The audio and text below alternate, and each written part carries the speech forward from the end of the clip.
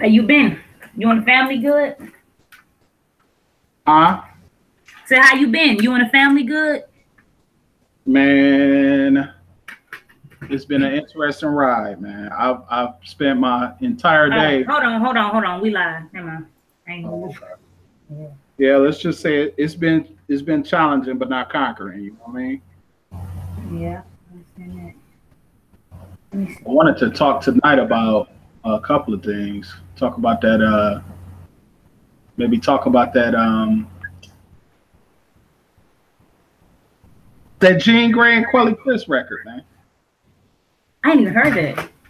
I remember you talking about that. I ain't even It listened was to it. it's definitely something to behold, I tell you that. Great. Very interesting. Yeah, here you go. It's a very interesting record. And it's a good thing.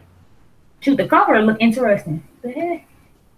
You know, it's a good thing. I want to talk about how you can't really what's up everybody. I'm not in the chat or anything. I don't know who's in the chat. I'm not in the chat. But In a minute. I do it. I got it. I'm on the computer. yeah, where is everybody tonight? Doctor say he'll be on in 30 minutes. So I guess Say what? he said he'll be back in 30 minutes. I guess he driving or something, working or whatever. Um it's very hard. It's an art house record. It's a very artsy record, very heavy. Mm-hmm. Um and the truth is I don't want to say that they took a risk by making it, but it is not a conventional record at all, man. Oh. And I'm very happy about that. I think that's really cool, to be honest. Mm-hmm. Yeah. You know, Let me see. I don't think enough people take chances. But then No, again, not anymore because a lot of people like to be the same. Shit. right? But then again, they're not really taking a chance by making that record because That's what they that's kind of what they do. Mm-hmm. You know, What the hell y'all talking about? Jean Grey. Oh. Definitely a different experience. Quell Chris, I haven't listened to it yet. What up, BS Filter?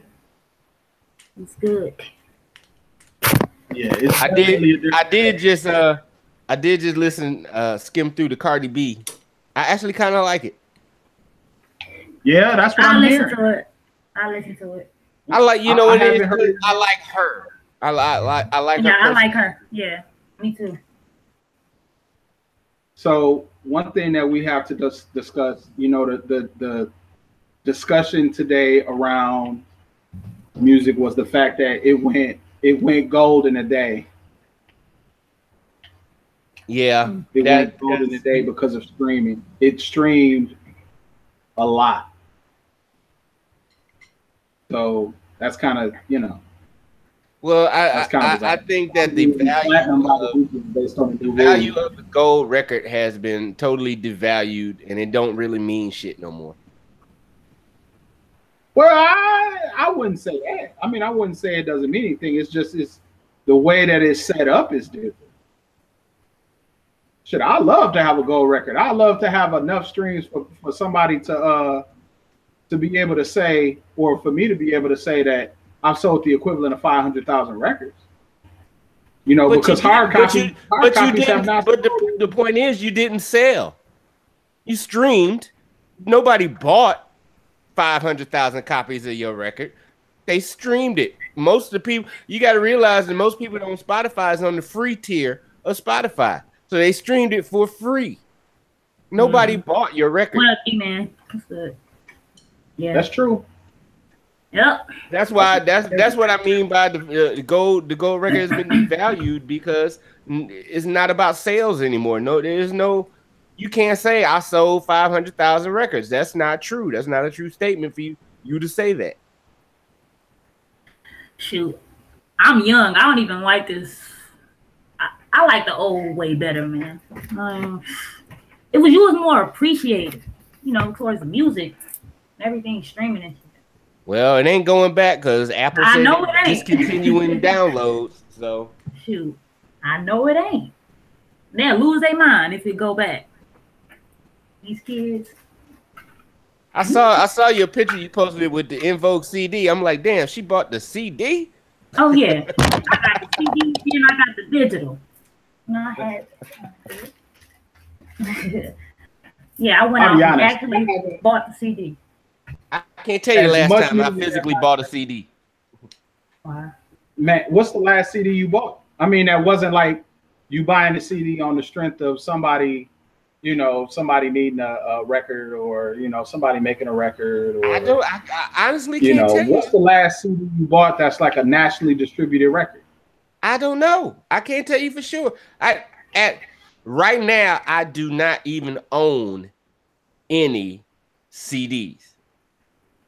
I got the last I bought the last one I bought was Beyonce the 4 album.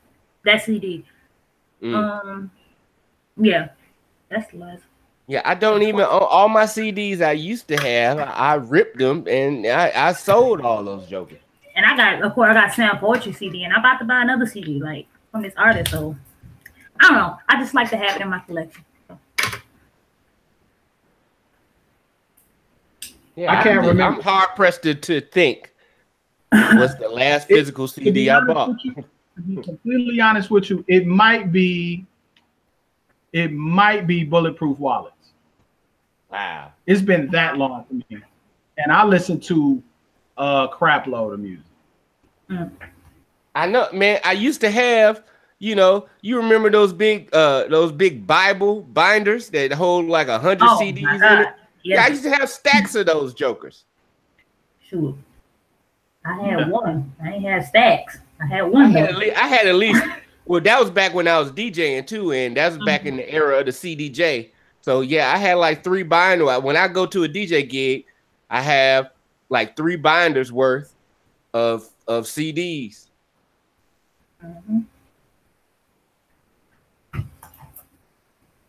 But I'm gonna tell you, I saw it coming when I started getting MP3s when Audio Galaxy came out. Back in like 90, like literally like 99. My brother put me up on Audio Galaxy, and he soon after quit downloading music. But this was right around the time, right before Napster even got popular. And I saw it coming, like, man, pretty soon, ain't nobody gonna be buying no CDs. When we were first making music, when me and Mike first started making music around 2002, and we put together our first record or whatever, and we started pressing up CDs and stuff. I'm like, we might as well not even do this. We might as well just put the damn music on a damn jump drive and give it away or sell it, because ain't nobody buying no fucking CDs. I can tell you the end of it for me was when I got, remember them old the classic iPods, the ones that I got. My wife had gave me a 128 gig classic iPod, and that was it for me. Once I could put my whole goddamn library at the time on this damn thing. So it's like it was over for me then. I have never filled up an iPod. Never. I filled up a 128 gig iPod.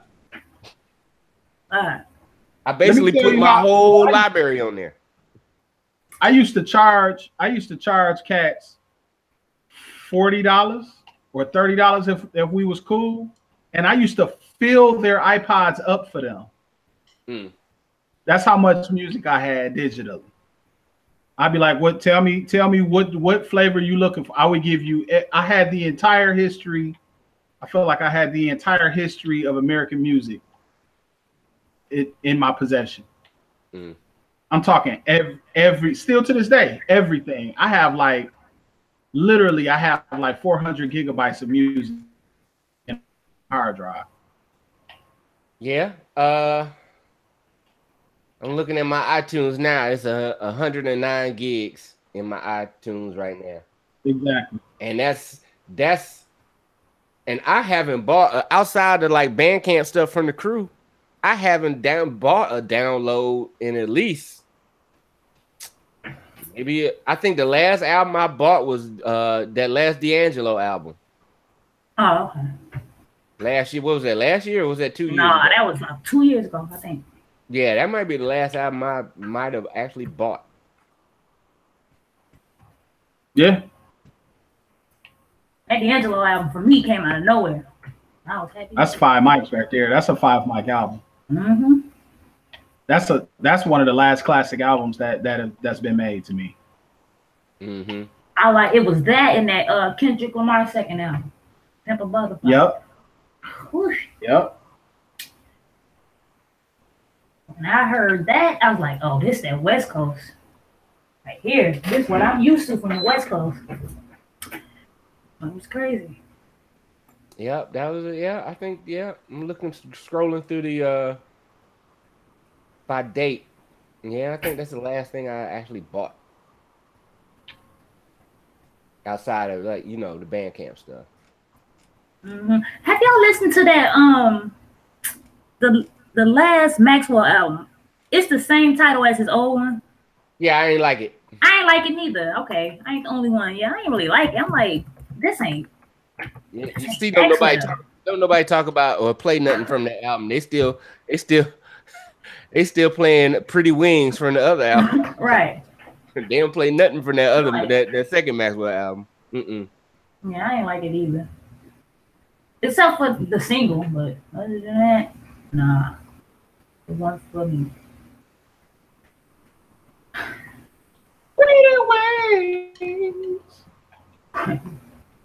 Yeah, but I don't know. I feel like they need a new designation for this gold and platinum thing. I don't know. I feel like I need more information. I don't really understand how they do it now. It's every 1,500 streams equals one album sale, even if it's the same song. Wow. So somebody goes to Cardi's album and streams Bodak Yellow for 1,500 times. That's an album sale. Wow. Right. They need to change that. And the record, Bodak Yellow has 5 billion streams, bro. Yeah, I know. Bodak Yellow has 5 billion streams. So the question becomes, was the album gold before it came out? I don't know. See, I don't know if they count the single and the album version as two different versions of the song, or is that counted as one singular version? I don't know. That's where the technicalities get lost. Does this count as one single thing, or is it like two different SKUs and you can't count the single and the album version as the same thing? I don't know what the laws are with that. It's kind of murky.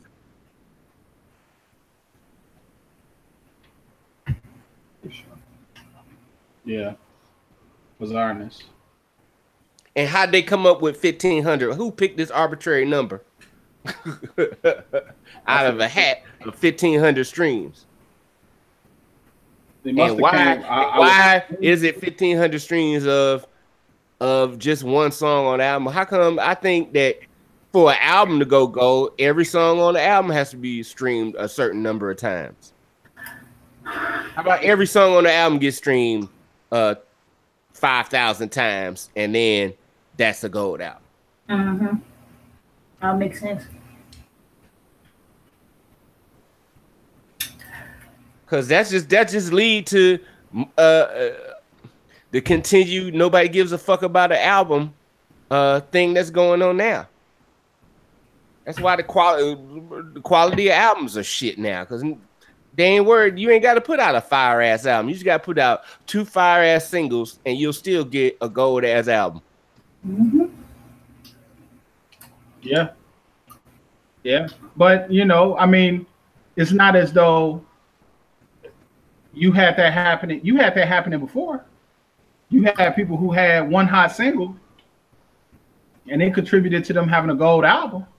Oh, I mean, but you know what that was? Candyman had boots. That was because there was a trend in the music. See, the music industry is always scamming and hustling. There was a trend in the music industry where they would not put a single out and force you to buy the album. The big story about that was Ice Ice Baby. Ice Ice Baby was not issued as a single. So if you wanted the song Ice Ice Baby, you had to buy the album to get it. And that's how Vanilla Ice ended up with a goddamn platinum album. Right. Okay. They was scheming on that. Hammer did the same thing for You Can't Touch This. You Can't Touch This wasn't issued as a physical single. So you had to buy Please Hammer Don't Hurt Them if you wanted that song. I posted, there's a show called Hit Parade. It's a podcast, and they covered this by all the songs that did this. I had to repost it. But yeah, that was a trend that forced people to buy albums. So yeah, the music industry been hustling for a long time. Cause I didn't even know about that. You buy albums. That's how they got Vanilla Ice, huh? Gave him yeah. Cause you can't name another goddamn song on that album. Nah, I don't know. That's all I know. Ain't I wanna get off. That's on there. I used to play that shit. I used to DJ parties in middle school. I played that shit then. Good God. It was terrible. It was trash. It was trash. But I hope I'm pronouncing his name correct. You know what I'm saying? I'm a fan of Mellow Music Group because of the aesthetics of what they do. Oh, yeah. Mm-hmm. But I'm not as well versed in their music as I should be. But they have the flexibility. Damn, he banged on that nigga. No, but they have the freedom to be able to make these art house records and be content with selling 8,000 copies the first week, you know, and strictly they do. I really like what they do in terms of they do what they do digitally, and they spend a lot of time dealing with people who are buying vinyl and stuff like that. I really like what they are doing. I think, to be honest with you, I think that they're the best record label in hip hop other than probably TDE. And the only reason is TDE has a push and a level and a national level of quality that is above and beyond. Well, the thing is that they have captured a niche, and that's what you have to do these days is to be a niche label. Like you see the big thing with all these cassette labels, because it's a niche. Right. You just have to capture that and capitalize on this niche because you are trying to get in with a sub market, basically. You know, the sub market of music consumers who I fuck with vinyl, so that's what I fuck with. So you're marketing to them, right? I'm liking what Griselda doing. Conway Griselda. Yeah. They coming up. But they're kind of in the middle. They're kind of in the midst of that. They're kind of a niche label. They're not going, you know what I'm saying? They're not trying to have the #1 single, you know what I'm saying, on Billboard. I mean, they shit don't even be having drums a lot of times. It's just, you know, and I love it because I love that ethic. I love the grittiness of it. And I think you got to be content with that. You know, a lot of times when I talk to young people about music, you know, I tell them, I'm like, if you focus on being you and not trying to be Drake, you know, you might make a decent living. You could make a decent living if you can engage with your audience. True. You know, I mean, because being a niche label is pretty much how you survive. Because you're not gonna beat the machine. Okay, you're not gonna beat the Spotify machine and the music industry machine. You're not gonna beat that. So you need to find your own lane and just stay in that joker and work that joker to death. You know what I'm saying? They be working too. Crazy work ethic. Oh yeah. They drop an album every week. Right. And you know, there's an offline discussion related to this that we probably all need to have too. I mean, it's all about consistency. Consistency is one of the keys, and that's what a lot of cats don't even think about. I made an album. I'm putting my album out, but what's the next step? Right. What's the next thing you're gonna do? How are you gonna keep? If you put an album out and you get some momentum, what is your plan to keep this momentum rolling? And a lot of people don't think that far ahead. Right. I think even if you're able to create a standardized process, you know, and then still had a flexibility to be able to react when things change or when things kind of go in a direction that you don't expect, I think that puts you in a very special position. Look at what, you know, I'll be honest, I don't know what Punch and Top Dog thought SZA's album was gonna do. But that album had to get bigger than they thought it was gonna be. And I mean that SZA record is a great record. But see, they've made plenty of great records. But from a commercial standpoint, how did they adjust their strategy once that record absolutely skyrocketed?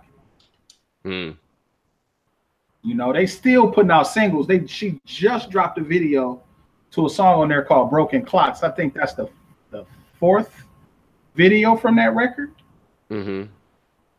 Well, and you just don't see people getting that kind of chance nowadays. Well, the thing is now, like, and I'm working on changing my whole mindset with this too. The concept of the album and the single, you just throw that shit out the window. Because it's just what we was just talking about with the stream count. Anything could be a single. If any song on your album gets 1,500 streams, then that's a sale. So you need to be pushing every song on your album to get streamed, not one particular song. Every song is a potential album sale. So the idea of a single, that's why you got this whole rash of people that like make videos for every song on their album, because they're trying to promote every song on their album at the same time, hoping they can get these streams up.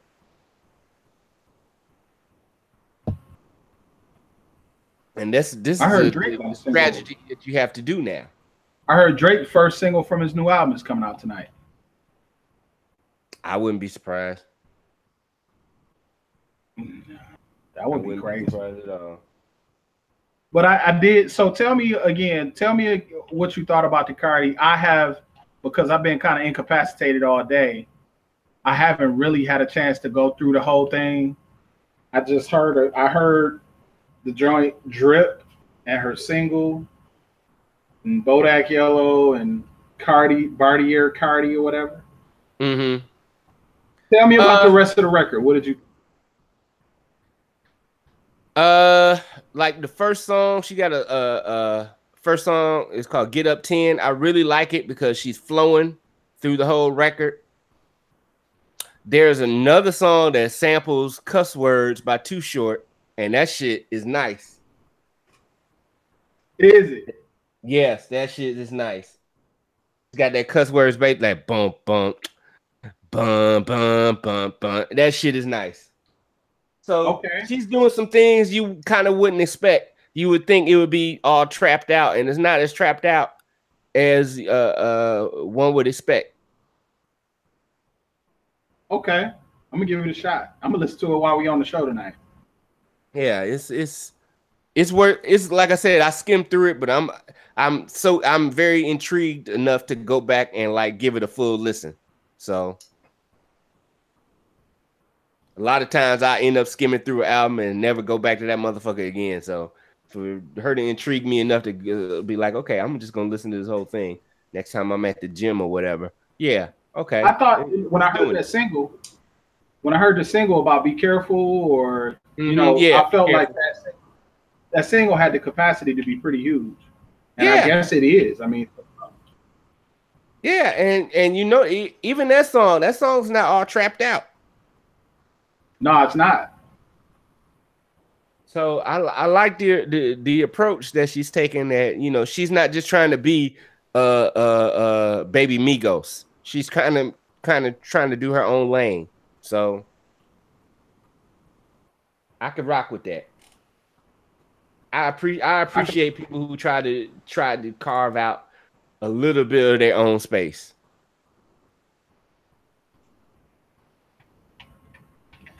Now, whether she's, writing her own rhymes or all that bullshit, you know what? I don't even care at this point. Yeah, that's to these days. I never really thought that Cardi B was writing her own song. Right. I never really thought because she's more of a, I hate to say it, and I'm checking my own gender bias here by saying this, but I've always looked at her as more of a novelty act. Mm-hmm. You know what I'm saying? I don't know whether or not she's, should she be taken seriously as an artist? But I guess this record, from what I'm hearing, it gives people an opportunity to see the possibility of that. Yeah. I mean, it is a good first album. Where she goes from there, I don't know. But it is a pretty decent first album as far as like debuts, and especially in the market that we are in now. It is way more than I expected. I'll put it that way. Just from the little listen to it I gave, it is way more than I expected from Cardi B. I expected to hear Bodak Yellow times 10. Just the same beat, the same flow, the same thing over and over again. But the truth is, she's going to continue to be, because of maybe how she came in. I wonder about whether or not she will continue to be, or have to be, a single driven, dependent on a single, because her record should have been out. Yeah. You know what I'm saying? And I mean, there was no impetus for her to put an album out because singles are more cost effective than albums are. Mm-hmm. When you talk about the production of it and everything, especially when you consider what the new rules look like and the risk involved in her having these blazing hot ass singles, and then all of a sudden her album come out and it's repugnant. You know what I'm saying? What I'm waiting for is, and I think it's coming, the artist that never puts. And I ain't talking about like Jay Electronica style, but an artist who consistently puts out singles. Like I'm put out a hot single every month and a half, but never drops the album because they ain't got to. I think we have that guy. His name is Joyner Lucas. Wow. I think Joyner Lucas is that guy. Now Joyner Lucas is not. I mean, as far as what's popular amongst young people, you have plenty of guys that are doing that. I mean, look at Tekashi's album had 5 joints on it.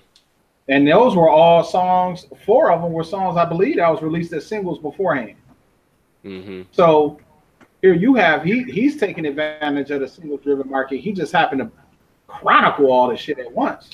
But Joyner Lucas said, I may not never make an album. I just make these songs that, because of how they are performed and because of the subject matter, they typically have some kind of viral kind of impact on things. Have you seen this new video?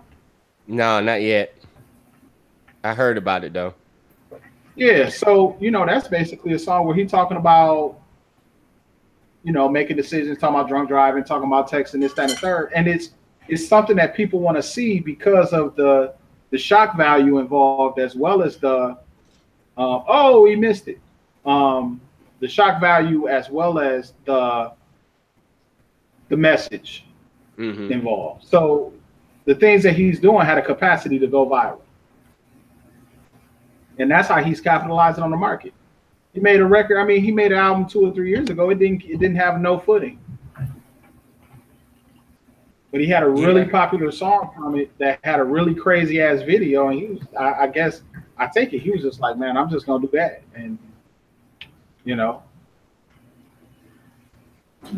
Another thing is, because of and I know privately we've had this discussion about playlist culture. It's all about getting your songs on the most popular playlist on Spotify. True. So True. Yeah, instead of people, that's why when Drake did that More Life, he ain't called that shit an album. He called that shit a playlist. And that's gonna be that's the next move. People just gonna start I'm not putting that album, but I got this playlist. I ain't even listen to that More Life stuff. Dang. Yeah. Just like this, I would even call like this gospel thing that Snoop put out. That's just 30 songs. That ain't an album. That's just a playlist. Right, and he's only on like 6 of them, right? Yeah.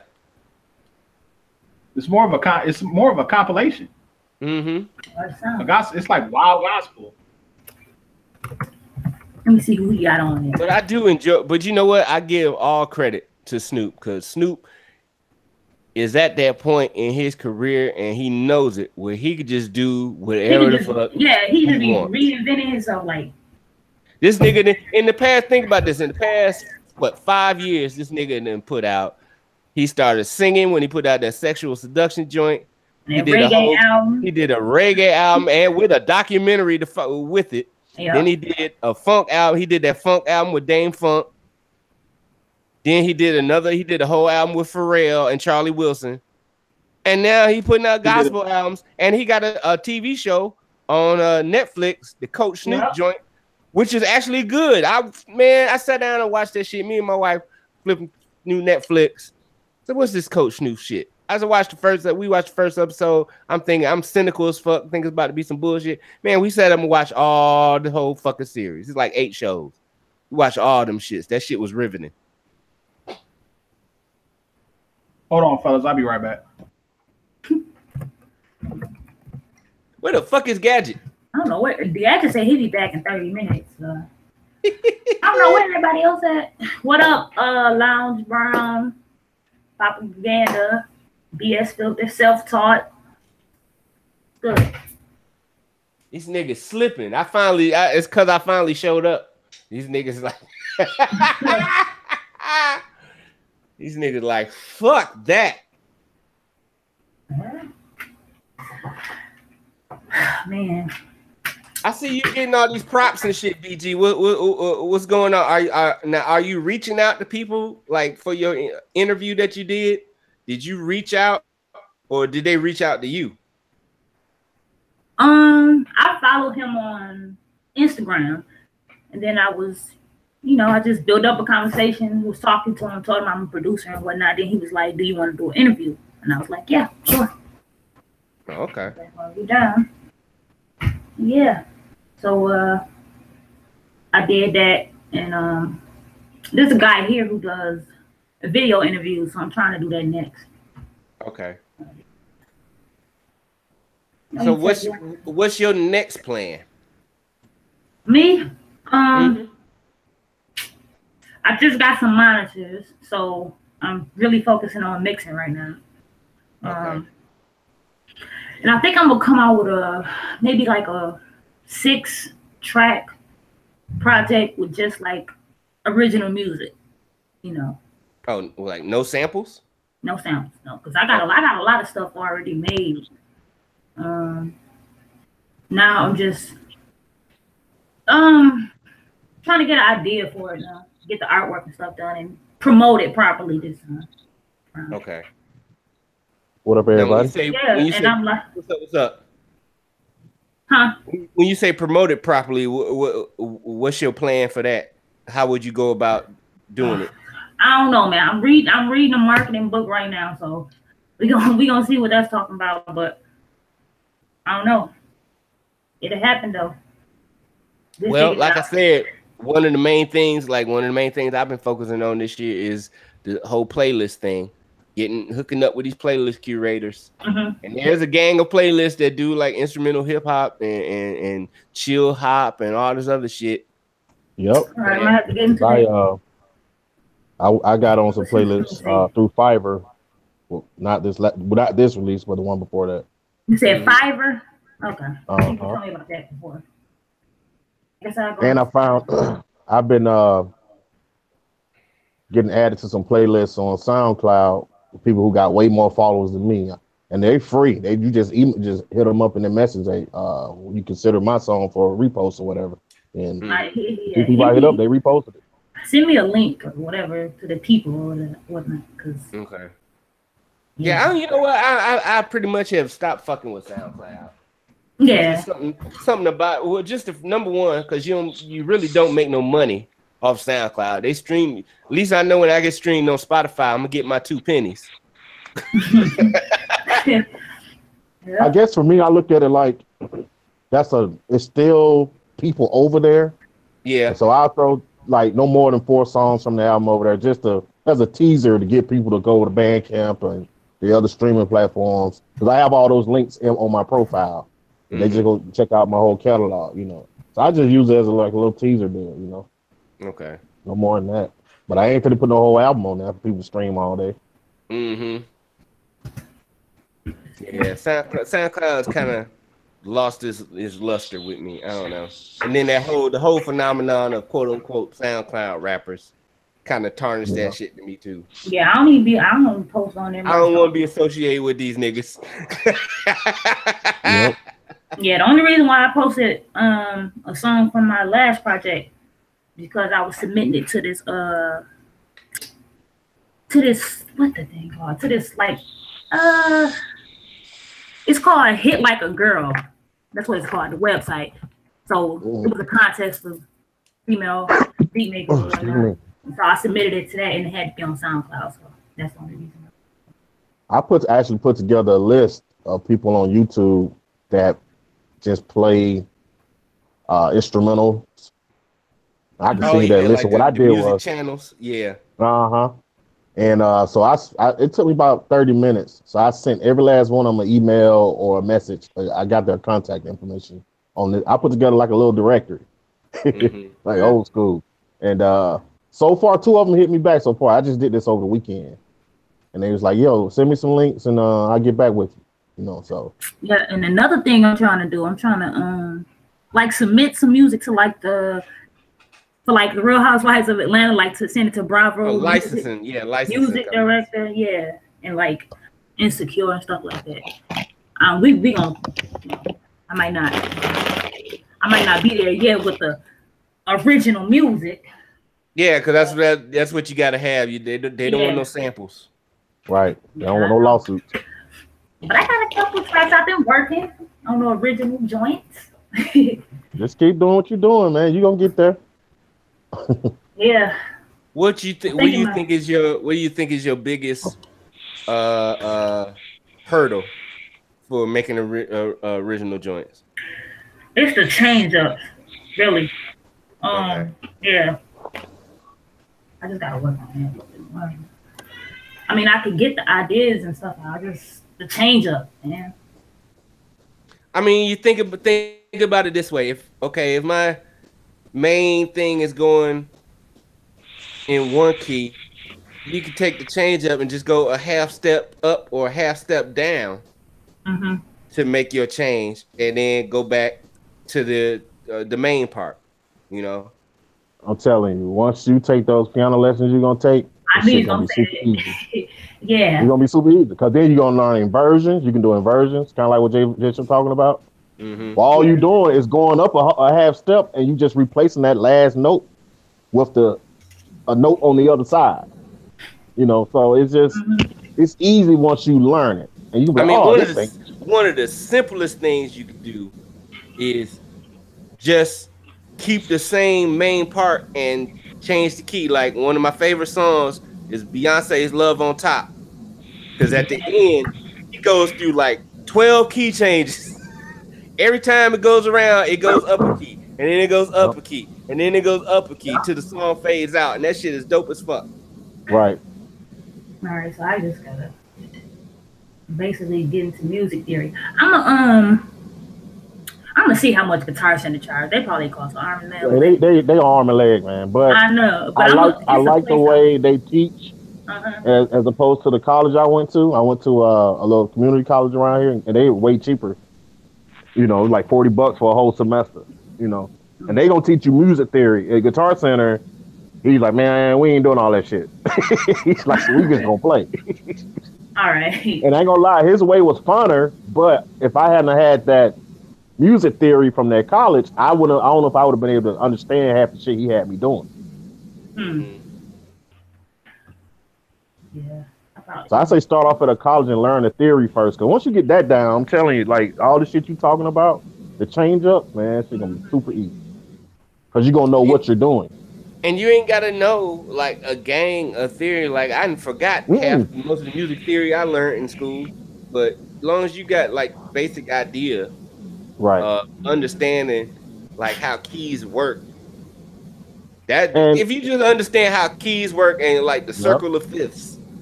Circle of fifths. All right. Just the key is staying in key, you know, or going an octave up, just knowing. But even sometimes, this is what I'm learning now. Even sometimes when you stand in key, it still don't sound right, and you may have to make an adjustment. You know what I'm saying? So, but again, that comes from just knowing what the hell I'm doing. You know what I'm saying? I might not like that G major 7 key I'm playing, but if I go G major 7 with the fifth added, it sounds a little bit better sometimes. You know what that is though, Dixie? A lot of people don't even think about your drums is in a key too. Some people make a beat and wonder why does this shit sound off? Maybe it's your drums that's out of key. Mm-hmm. Yeah, I've been doing a lot of that too, tuning my drums and stuff. That's why I make my music first, and then I find my drums last. You know, and then sometimes I tune them. You know. Yeah, that's what I've been doing lately. That. Cause I heard a lot of songs where niggas be like, man, we got that 808 hitting. Yeah, but that shit out of tune like a motherfucker. Man, you know what's bad, Jay Bishop? When I hear a remix to acapella and the acapella's in a different key than the music is. Like, can you not hear that? That shit does not mesh. That shit sound like nails on a goddamn chalkboard. Like when y'all hear this Nas joint, the first thing I did was find what key Genuine I was singing in. And it was simple. I started all the way at one end of the keyboard and worked my way down. Now, okay, G minor. I'm getting close.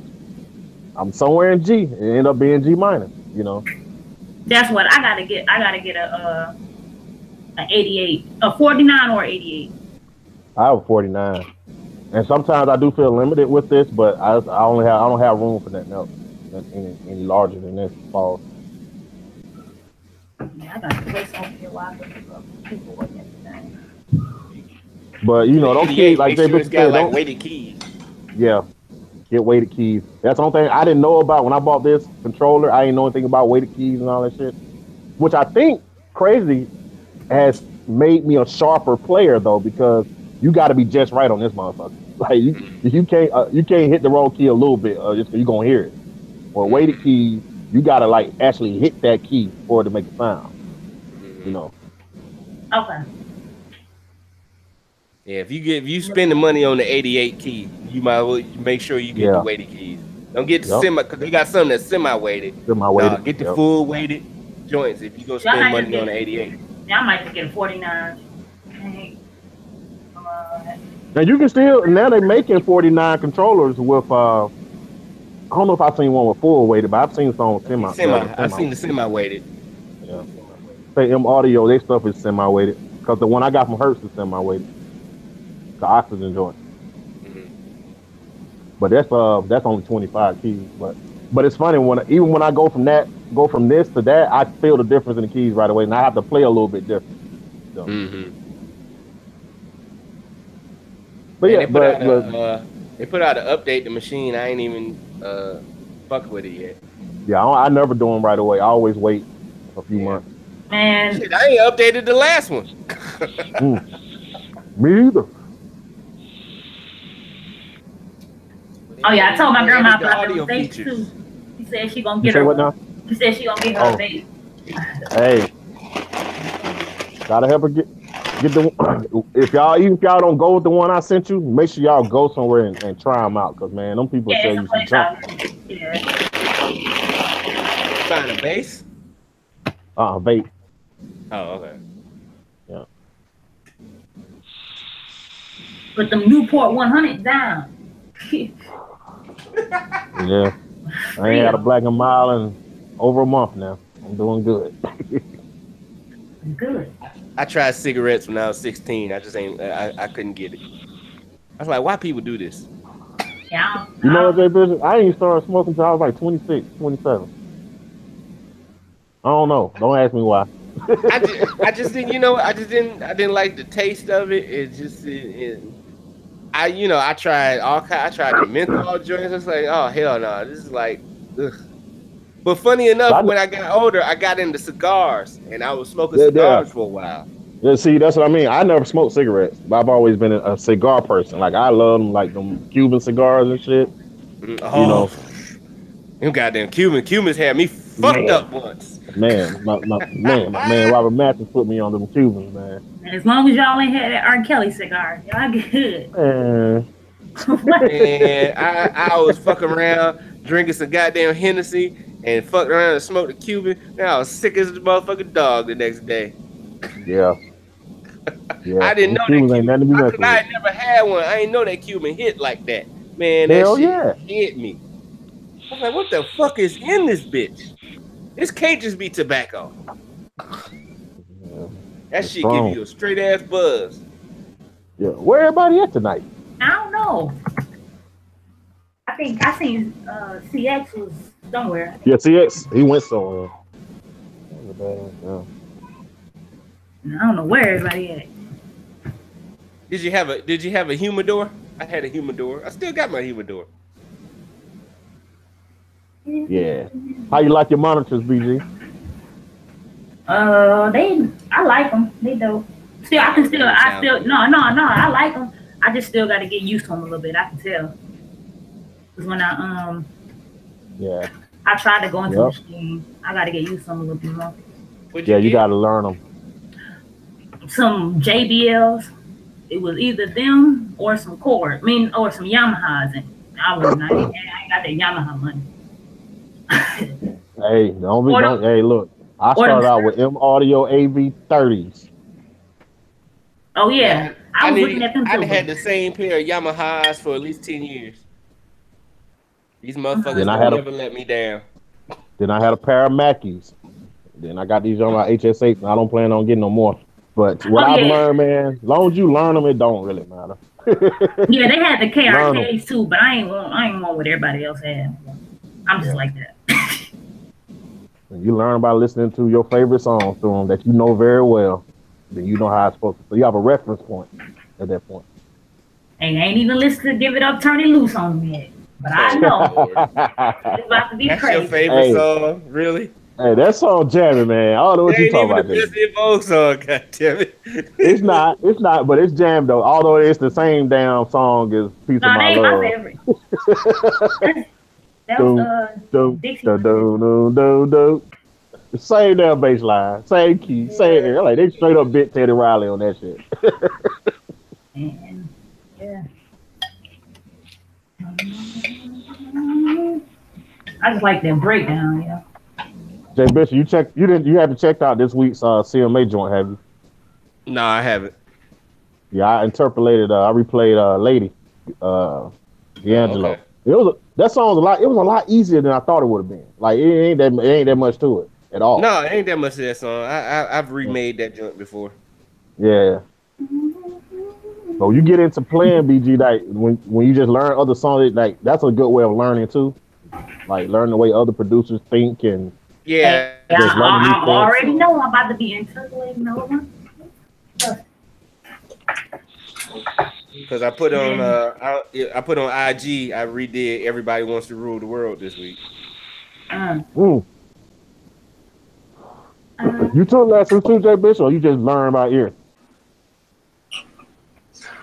I played saxophone in high school band for what? I started playing saxophone in what up, Nat? Fifth grade. What's up? Fifth grade. I started playing saxophone, so all through high school. Man, I was in the band, but I quit because they gave me the damn clarinet. I ain't want to play that shit. Well, see, my mama bought me my own saxophone, so I ain't had to choose from the band instruments, nigga. I came with my own shit. There you go. That's the best way to do it. I played trumpet for a couple years. And the thing is, YouTube. I had a keyboard when I was like 10. My grandma bought me one, but I never got lessons. I'm so mad. Actually, my first instrument ever was the guitar, but I quit that shit because that shit was hurting my fingers. I got a guitar, acoustic guitar. So then I quit that and started taking a saxophone and then just stuck with that. And my 9-year-old daughter plays guitar and violin. Nice. I was like, yeah. That's what's up. Oh, talented. See, violin is a part of their school curriculum. They have to do it. Ain't no ifs, ands, or buts. That's a class. That's actually a class. Yeah, I like that. I should have went to that school.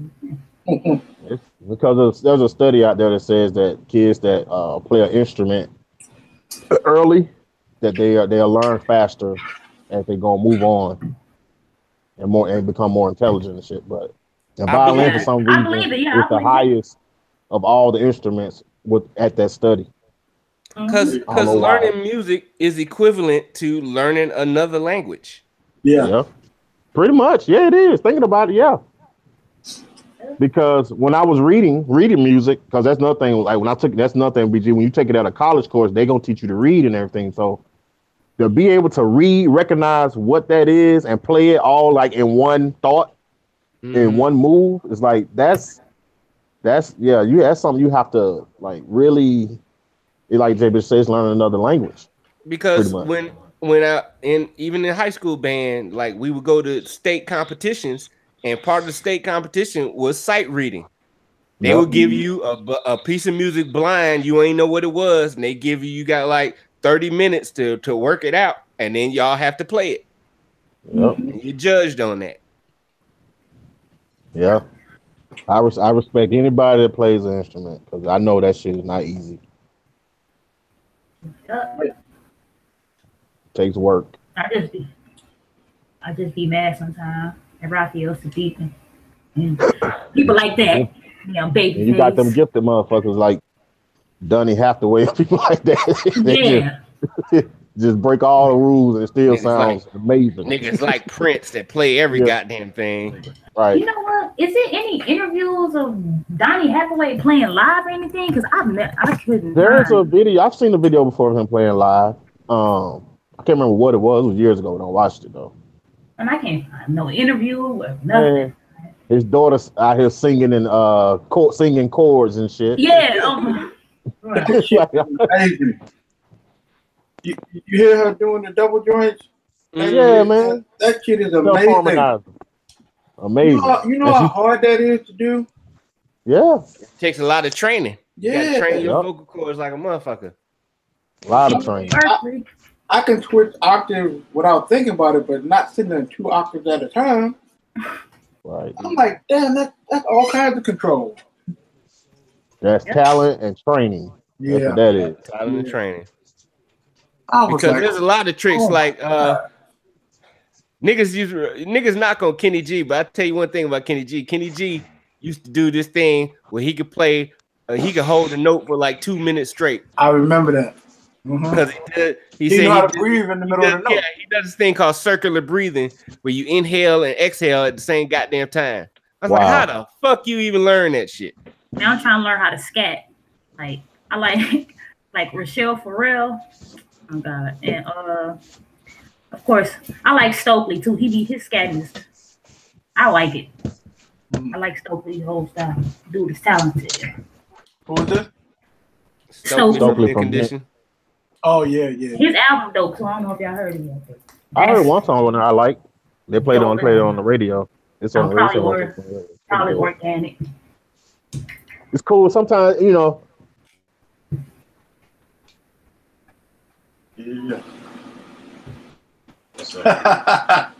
All right, Jeremy. Smoking a bong, you learn. That's real shit, though. Probably true. Right. I mean, just the concept of breathing out through your mouth and breathing in through your nose at the same time. I be trying that shit. I could never get that shit. I'm like, what? Huh? How the fuck you even do that? Yeah. You gotta try it.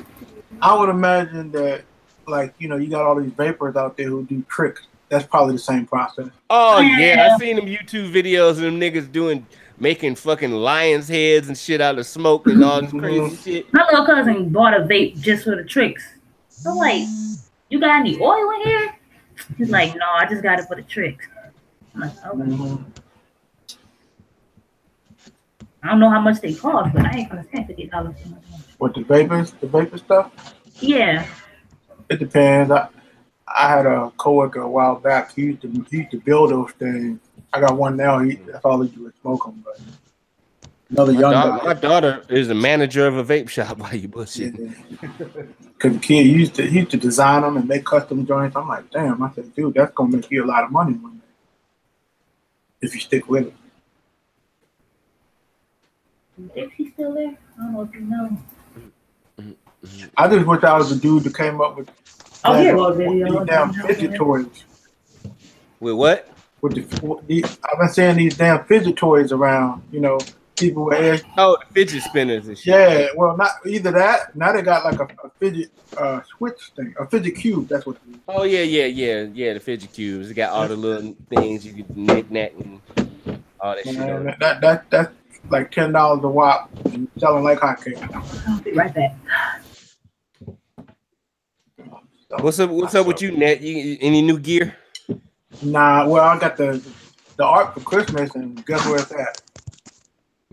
Where? In the box. What? Yeah, man.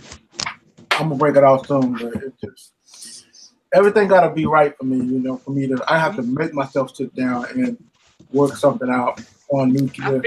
I have to figure out how to flow. Get that, Behringer came out with that Model D clone, and they coming out with an Oberheim clone too. Oh shit. Yeah. I mean, honestly, it's like, you know, it's two pieces of gear that I can honestly say are on my list that, you know, eventually I'll get, but everything else is like I have to figure out how it's gonna work in this environment. And that's the V-Sync and the Integra 7. You know, I done seen about 5 of them bitches. What, Integras or V-Sync? Both.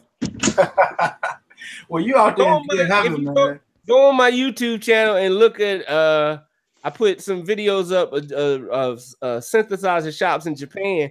Look at the one that says Echigoya Music. I think there's a V-Synth in there, and then I got another one at damn, what music shop is that? I don't know. It's video number 3. Okay. J Loves Japan number 3, and it's a Integra in there.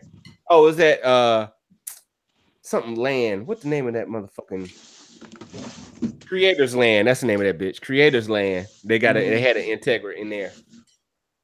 So yeah, I've seen a bunch of them. I've seen a bunch of them bitches. Yeah, I seen the V. Matter of fact, I saw the V-Synth keyboard and the rack mount. Yeah, I at this point I take them both. What y'all talking about? The V-Synth and the Integra 7. Oh, okay. Yeah. Now he was asking if I had any gear, any recent gear. Yeah. What's up, everybody? What's up? Yeah. Somebody called me. I got knocked off the call. Check out go on my YouTube and look at the J Love Japan videos, and you'll see the synth shops I've been to and some of the gear, all the gear I ran up on. Yeah, I'm gonna check it out. All right, we ain't talk about this publicly, but I want to know how the chat feel about this Superfly movie coming out. I ain't feeling it. Hey, who's gonna be the star? The dude from Grownish, Trevor Jackson. Okay. Yeah, he a singer. I need to do a little research. Young Superfly. I think he played Superfly. Let me check for sure though. Yeah, he played Superfly. It looked like it. Okay. You think you Ron O'Neal somebody? I don't know why they. Damn, man, leave classic stuff alone. They give me my goddamn bread. The movie is a remake of the 1976 black exploitation film Superfly. Oh, shit. Are they at least gonna have Ron on there in it? He Yeah, dead. dead. I know he Yep.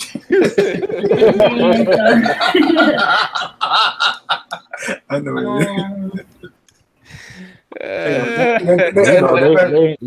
They ain't creative enough these days. They gonna CGI. They ain't got the budget to CGI that nigga in. Yeah, Big Boy is definitely in here. Big Boy from Outkast is definitely in here. You niggas got a $200 budget. They can't CGI no Ron O'Neal in that bitch. But Friday had a small budget, and it's a cult classic.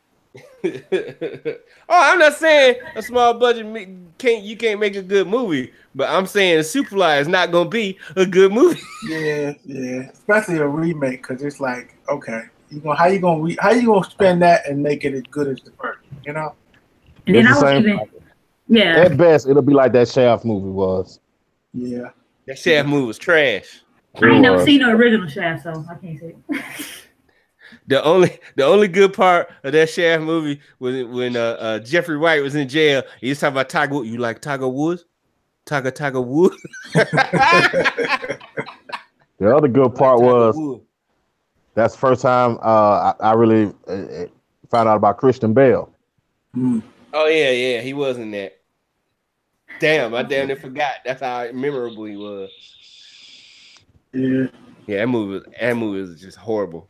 And I ain't watched Atlanta yet. I ain't watch. I'm two. Oh, Atlanta, the show is good. I'm like 2 Atlanta. episodes behind. Nah, but I heard this recent episode was crazy.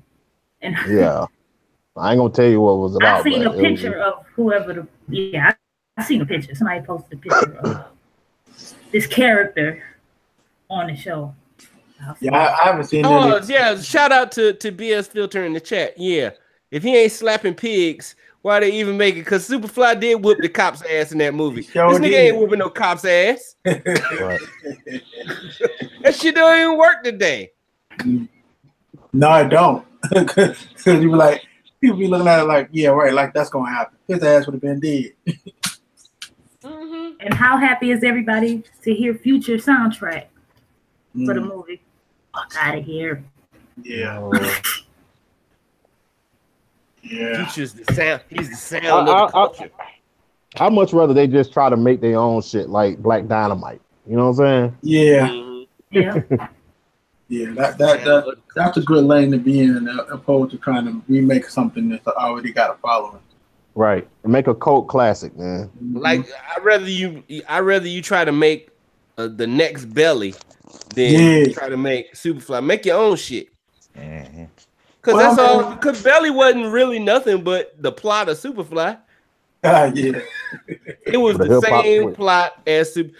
Matter of fact, I was telling my wife this the other day. Power is Superfly. You think about it. You got motherfucking Ghost is Priest. He want to get out the game and go legit like Priest did. And motherfucking Tommy is Eddie. That motherfucker like, you want to get out the game, man? You better come on in. That shit Superfly. Yeah. I'm ready for that to come back too. In June. Yeah. I'm gonna have to binge watch that one day. You know, it's too many shows. I can't keep up with all this shit. I don't even try. Oh yeah. I don't watch too many though. Yeah. There's some shit on Netflix called 7 Seconds. I was watching that shit last night. It's pretty good. Yeah, my grandma be watching that. But Regina King in it. Yeah. Acting her ass off. Regina King underrated. That chick is nice. She did Huey and Riley, goddamn it. Right. Right. I wanted to catch that premiere Last OGs. I heard it broke every record for premiere. Oh, it did? It broke every record. Prime too? No, I'm talking about Last OG, the Tracy Morgan and Tiffany Haddish show. Oh yeah, I ain't watched that yet. See, this is what I'm saying. It's too many shows. I like the concept of that show. I haven't watched it either, but I like the concept of it because we know a lot of dudes like that. Mm-hmm. Yeah, we do. Man, I know a dude like Bibby off Atlanta. Well, I don't know. Yeah, I know I about know 10 of somebody them. like Bibby. Oh my God, you ask to go somewhere, they take you all over the town, dude. Right. Take me What's up? home. Talking about Prime 2, what's up with Royce already promoting the next album? I'm like, goddamn, Prime 2 ain't even been out a good 2 weeks. I ain't even listened to Prime 2 yet. Fully. I like it. It's good. It's a dope ass album, but damn, this Yeah. nigga already promoting his next album. He out here working. Strike while the iron's hot. Well, either that or he wasn't happy with the finished product. Oh, I don't know. I'm like, you gotta let that bitch breathe. Jeez. Yeah, I mean, I'm not the one to be the carbon copy of, but it's like, damn, you know, if you're putting something out that fast, right? People don't take the time to take in what you already put out. Yeah, I mean, literally, Prime 2 came out, and a week later, he posted the album cover for his next album on his Instagram. And then the next week, he dropped that single with J. Cole. I'm like, damn, the Prime shit ain't even been out 2 weeks. You dropping singles from your album. He's trying to get his logic on. Oh, this Book of Ryan you talking about? Yeah, the Book of Ryan joint. Yeah, I see. No, man. Don't know. Maybe try to get out of a contract or something. I don't know. It just seemed weird to me. I'm like, damn, ain't you still on the promotional tour for Prime? Yeah, right. Yeah, y'all like this? I got this new joint and I just finished last night. If I'm Primo, I'm kind of pissed. Yeah, right. You fucking my money up. Yeah, for real. We just released this joint, man. We still spending the money for that budget. Mm-hmm. Yeah, it seemed like he using whatever the Prime promotional budget is on his album. Mm-hmm. Yeah, right. Nah, I'd have to have some words with that nigga if I was Prime. Yeah, real. This ain't gonna work, son. Not gonna work. But like I said, the industry has changed so much that all the old rules pretty much out the goddamn window. Niggas just doing whatever these days. It's the wild west now. Mm-hmm. Jeremy said, anybody find any rare joints this week digging? I ain't been. Well, I did. Ain't tell you what it is. I ain't gonna tell you what it is though. Oh really? Oh really? Yeah. How much did you pay for it? That's the question. Yeah, exactly. $1. Oh, well, nigga, that ain't rare. Yeah. Oh yeah, he did say rare, didn't he? Hey, ain't nobody use it. Ain't nobody use it. It ain't on who sample. Hey, depending on how you flip it, it won't matter. That's true. That's the watermark now. It ain't on who sample. Mm-hmm. Yeah, right. You look it up. Yeah.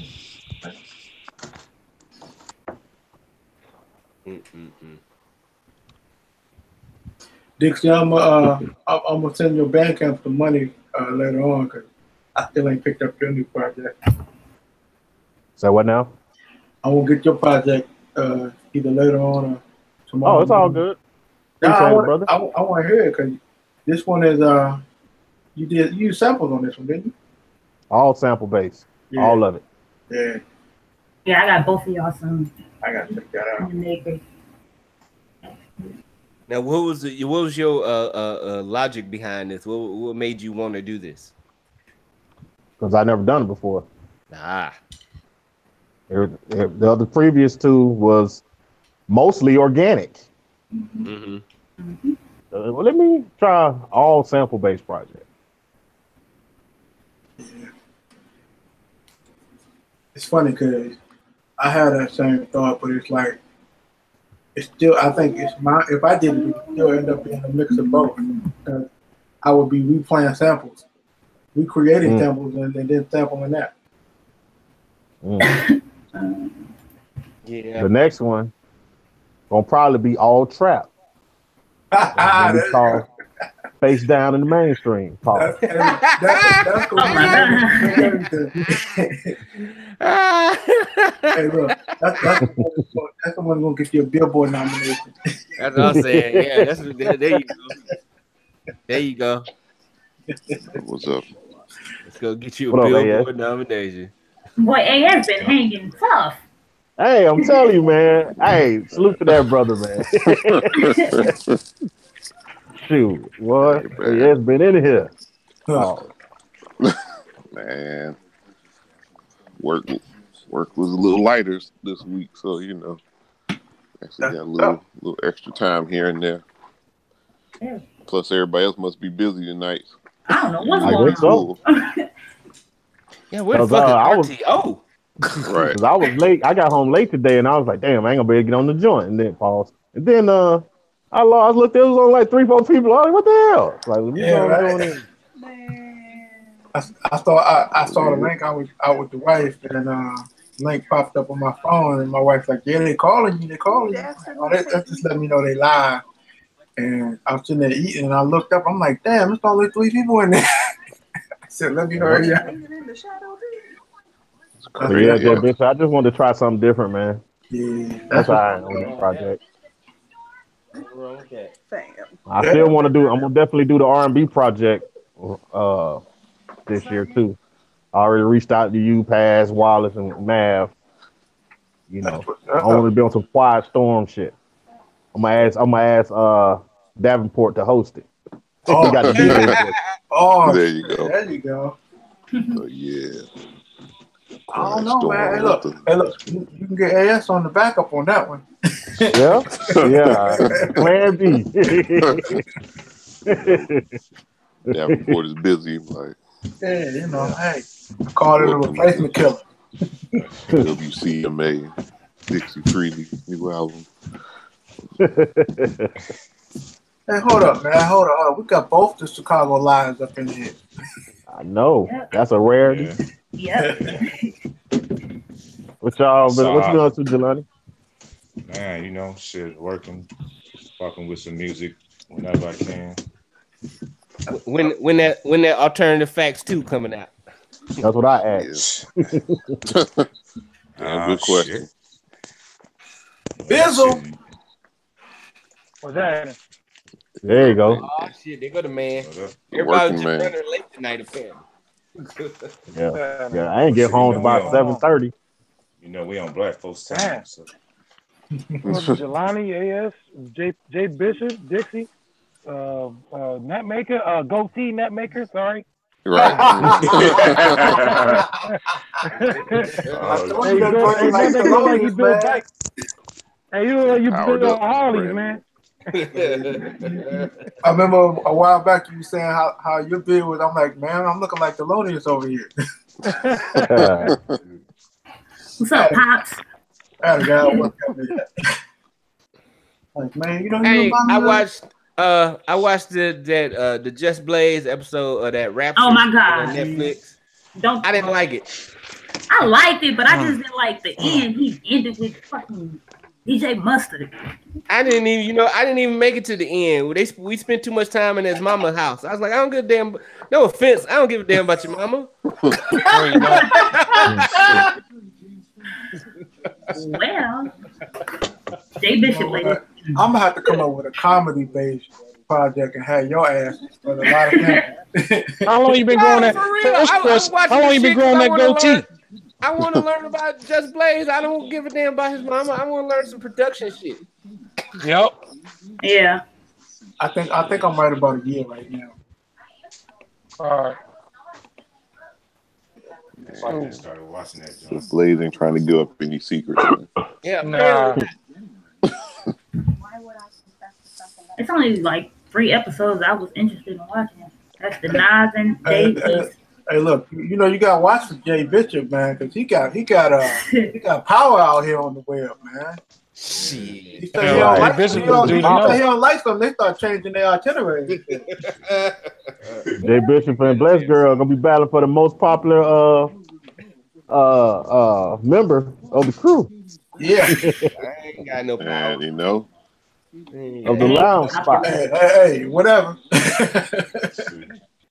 Somebody saw your rant. I'm glad my kid doing something.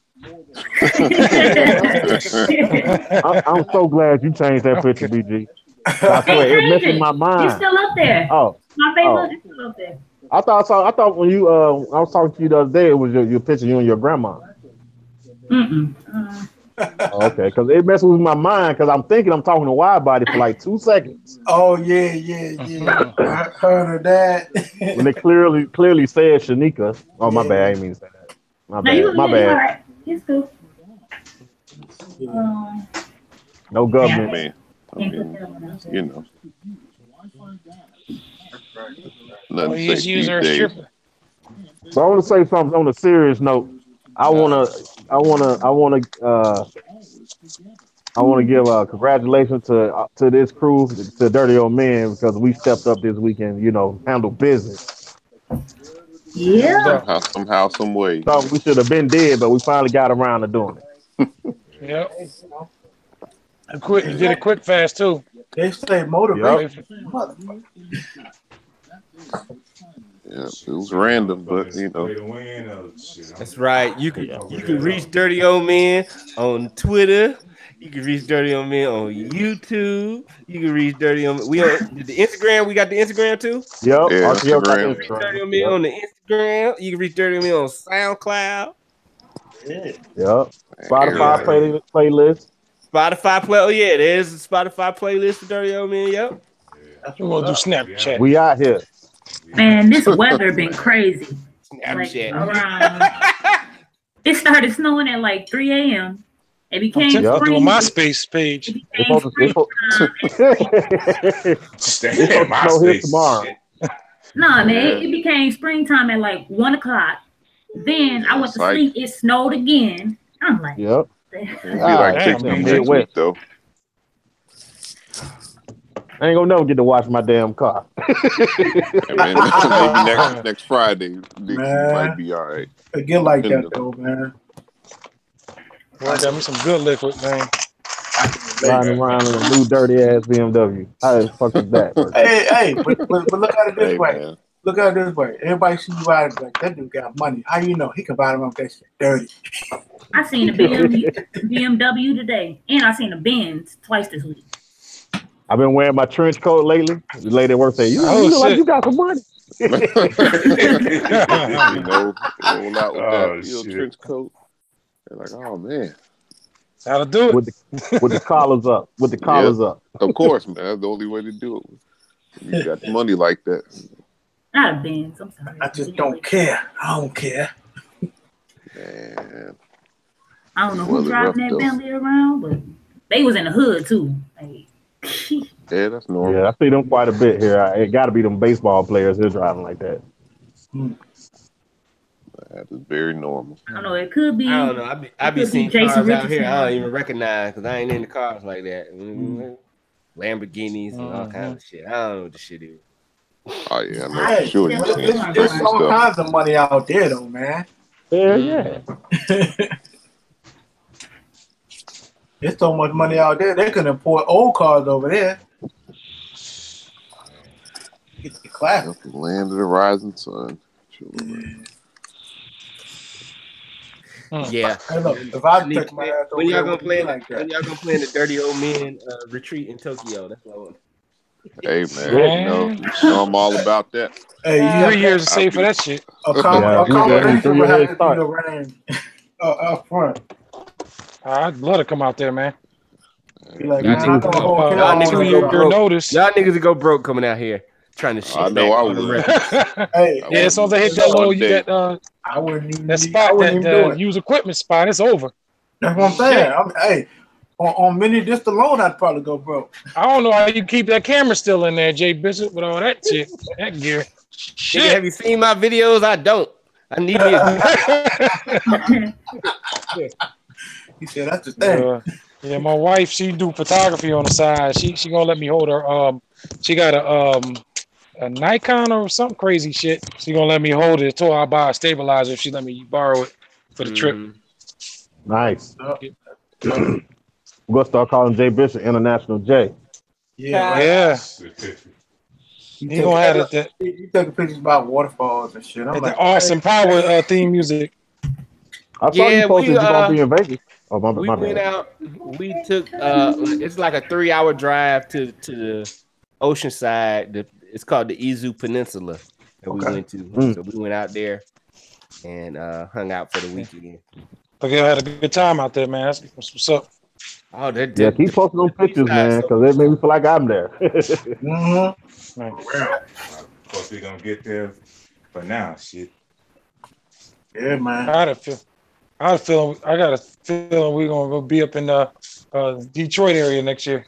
I got a feeling too. Oh yeah, that'll work. oh yeah. Yeah, that's what I kind of I could figured. probably make that. Huh. Shit, I found out that my family reunion. I just got a letter in the mail today. My family reunion is in Canton, Michigan. Is that a place? Yeah, Canton's a place. Yeah. Yeah, that's where it's gonna be in August. If it is, I might have to ride the bus down there. All right. She don't fuck with my type of music. So, I'll let yeah, you know if I end up going. Yeah. We can give BG his back child support next year. Yeah, right. I need that. Hey, Bizzle. Hey, look. Yeah. Hey, look. It's more similar age, and now I'm starting to realize why she's so tall. You're right. Hey, BG, what you say what your pop said when he saw Wide Body's picture? Oh, he was like, "Who this nigga you say look like me?" What nigga you talking about? he was like, "Oh damn." Hold on, what you say, bro? Oh no, I ain't never been down there. I don't know nobody down there. How old is he? Mm-hmm. Start doing that math in his head. Huh? You're right. Right. Right. He's like, I wasn't in them circles then, was I? And where's Mama staying? I'm glad my daddy stopped having kids because his daddy got kids everywhere. Like, man, he got kids the same age and shit. Like, oh wow. Yeah. Dang. Yep. Dang. I've seen that before. Yeah, I got stories like that in my own family, boy. Ooh, boy, they was not playing back then. They were not playing fair. I got an uncle. I don't know him like that, but I got an uncle in my dad's dad. He played a guitar. And I wish I'm gonna have to go down there and visit, but I don't know, man. He be on some bullshit, man. Every time we go down there.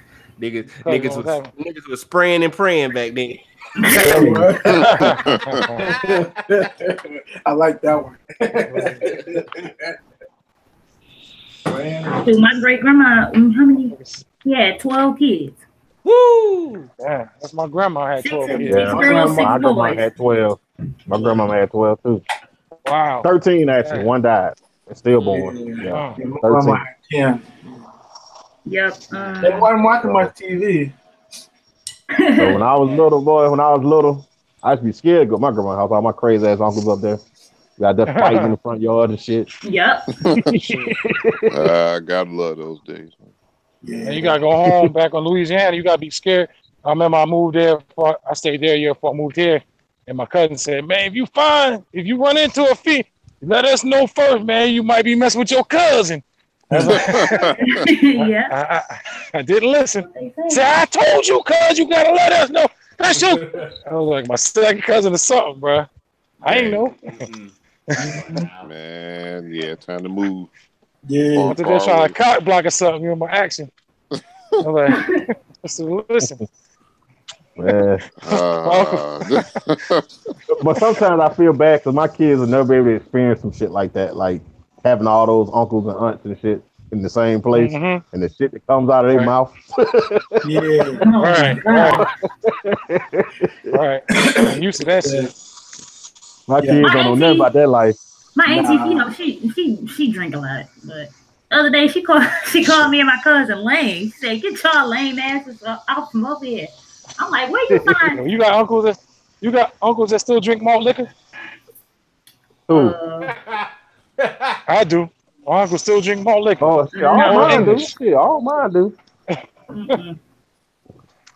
They all drunks. He be talking about some Except for one. talking about some she Gucci and shit.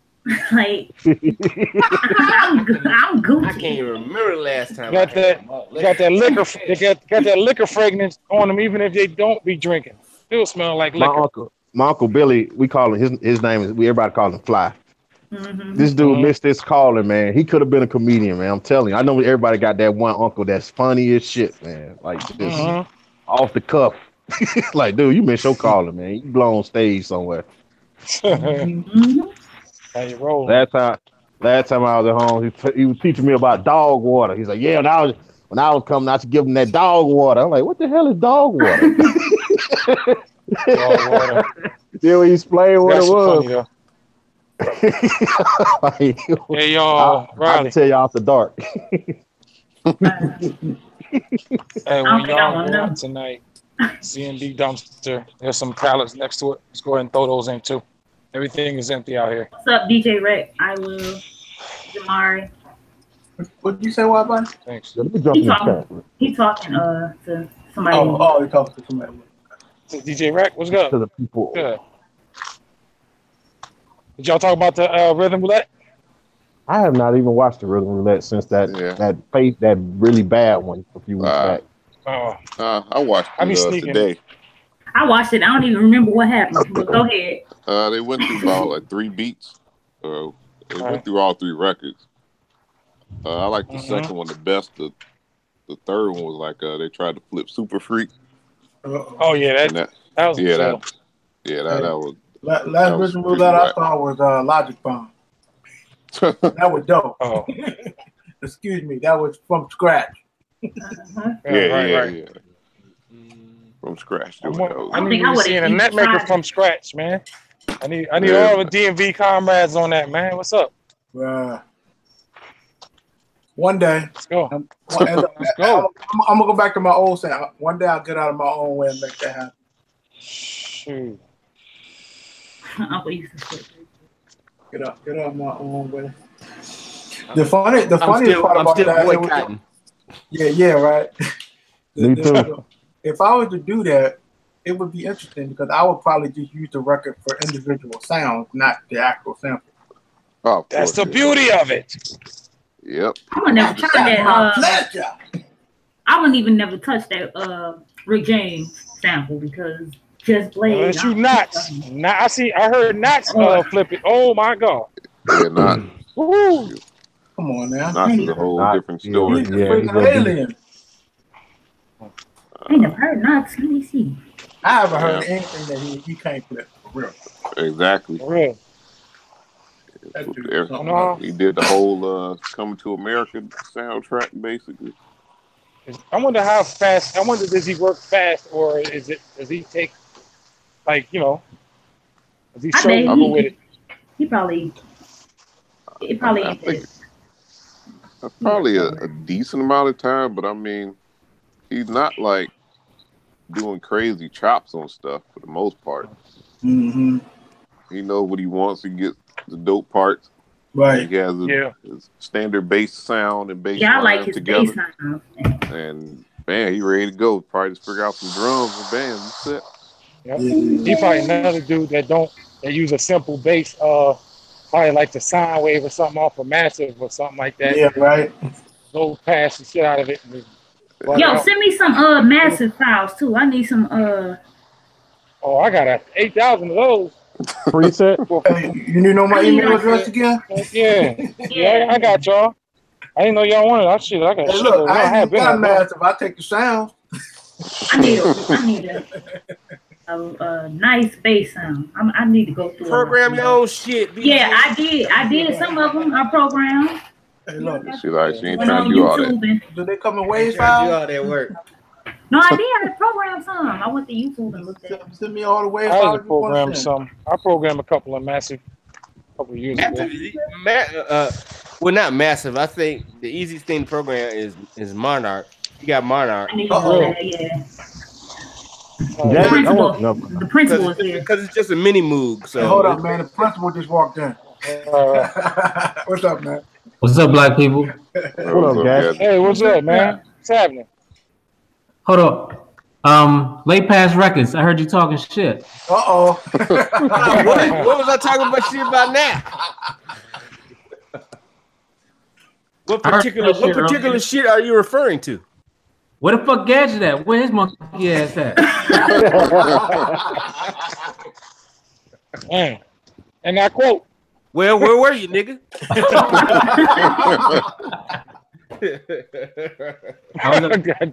I was at the record store.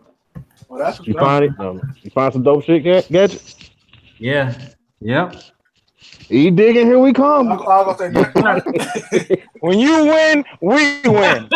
Exactly. That should be the quote, the little mission statement.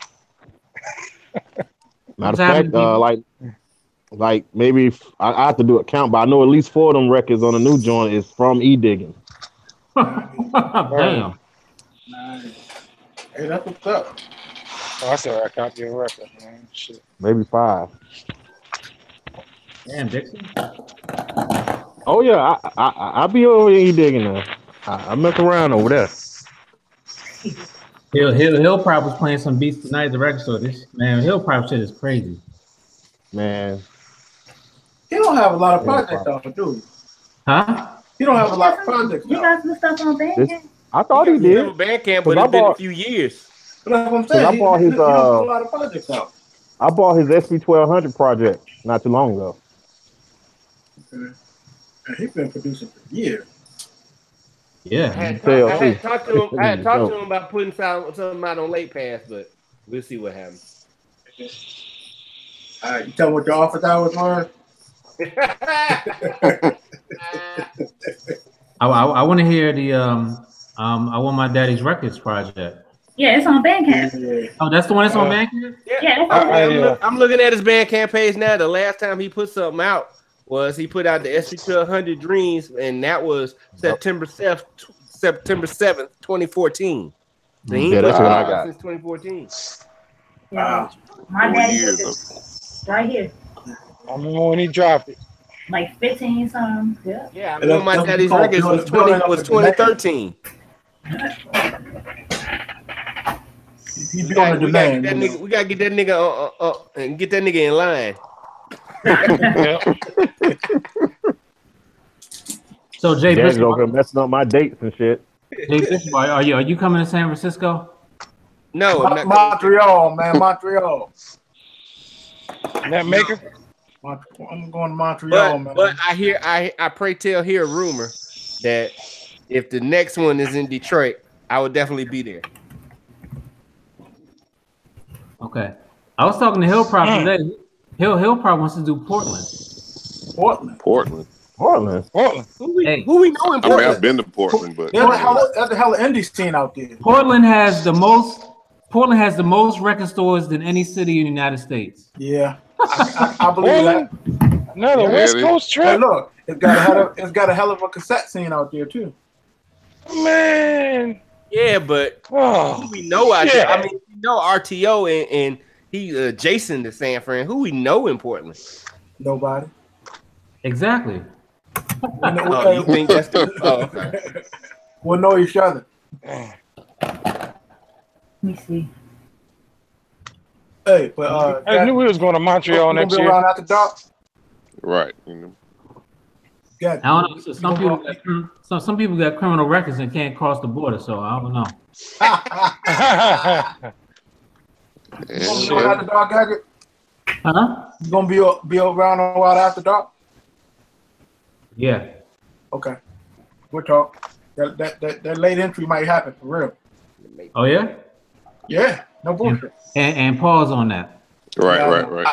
You going to San Francisco next? I'm going to Montreal, man. I mean, you going to Montreal? Yeah. Hell yeah, that's what's up.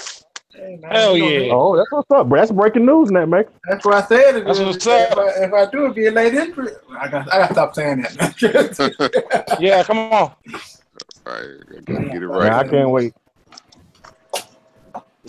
Yeah.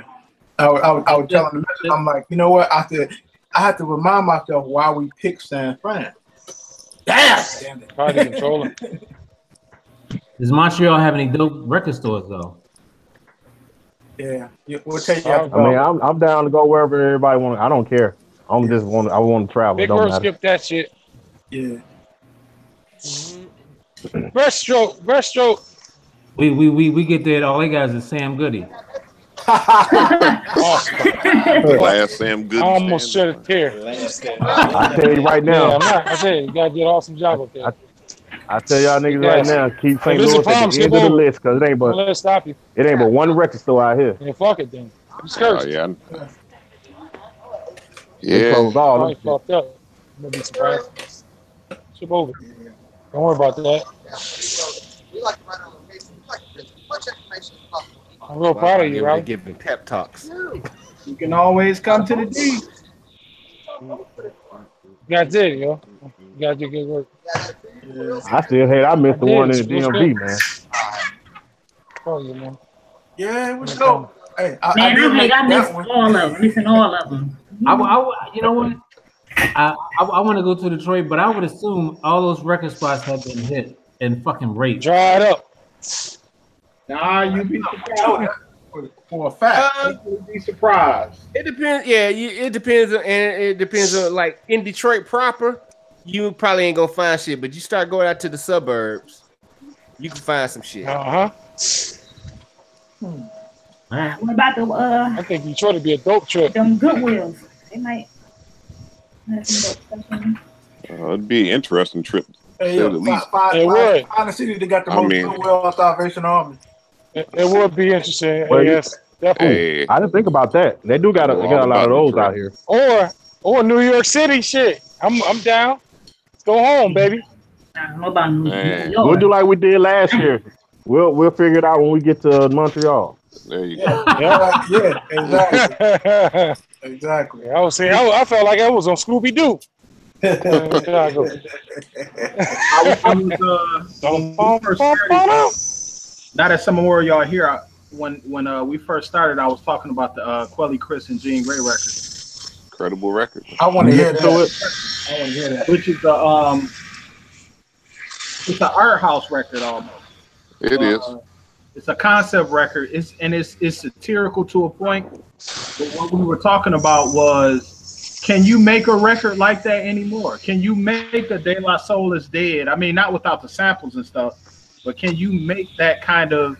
Can you make a record that is not necessarily supposed to be taken seriously, but it is taken seriously? It has a message. I don't think you can even, unless you are a mellow music group, you can't make a record like that. I think it's a hard sell. Are they married on the album? What? Well, they're engaged right now, but yeah, the album company. They're engaged in real life? Yeah. Wow. Yeah. Well, it goes back to what we was talking about earlier about that it's a singles driven culture now, so they're trying to get rid of the album as a whole. Right. And it's hard to make a concept album when nobody values the album anymore. Right. Right. Dang, Yeah. Do it. I put it this way: a mainstream artist can never make that type of album now.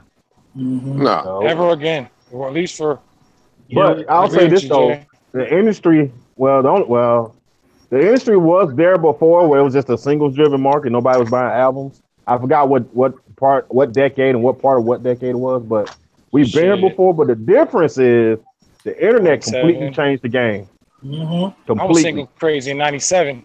97, I bought a lot of singles. Well, I touched on this story before that. Pause. How they force people, how they stopped issuing singles or hot songs to force people to buy albums like they did with Vanilla Ice and Ice Baby. They just didn't issue the single. Yeah. They made you buy the album. So that's how they got Yep. albums hot again. Yeah. Yep, I remember do that. that shit no more.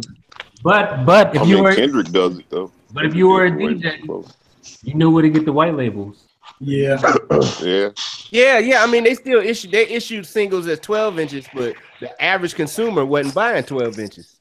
No. It was buying cassette Do singles and hey, shit. got you. Do they still have Singles. that resource where you could all the DJs get sent out CDs if you belong to the certain you have membership and they send you all the instrumentals and the Promo only. That was promo only.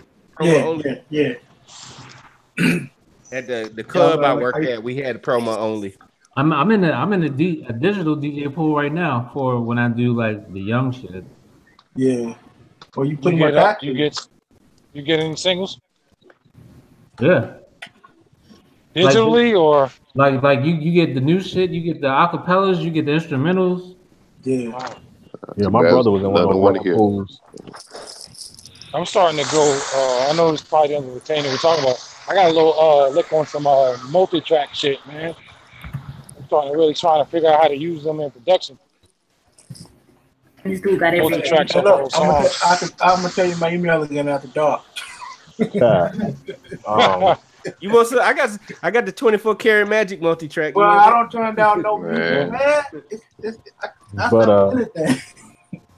to Wallace's point, I mean, this is a really big name artist like a Bruno Mars or Kendrick Lamar, somebody like that. I don't even know if fans will sit and listen to an entire album like we used to. Yeah. I mean, certain people they do. People that are hip, you know. Like Kendrick can get people to listen to a whole album, but ain't nobody listening to this whole Cardi B album like that. Nah. Which is already 500,000 certified. It's already gold. Yeah.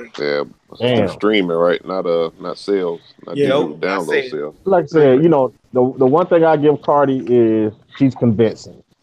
Yes, I mean, she's who she is. She ain't got that faking anything. I'm convinced that she loves me.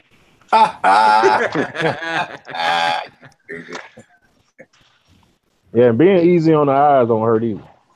So that always help. That always help. But you know that. Gotta have a video with it for me to listen.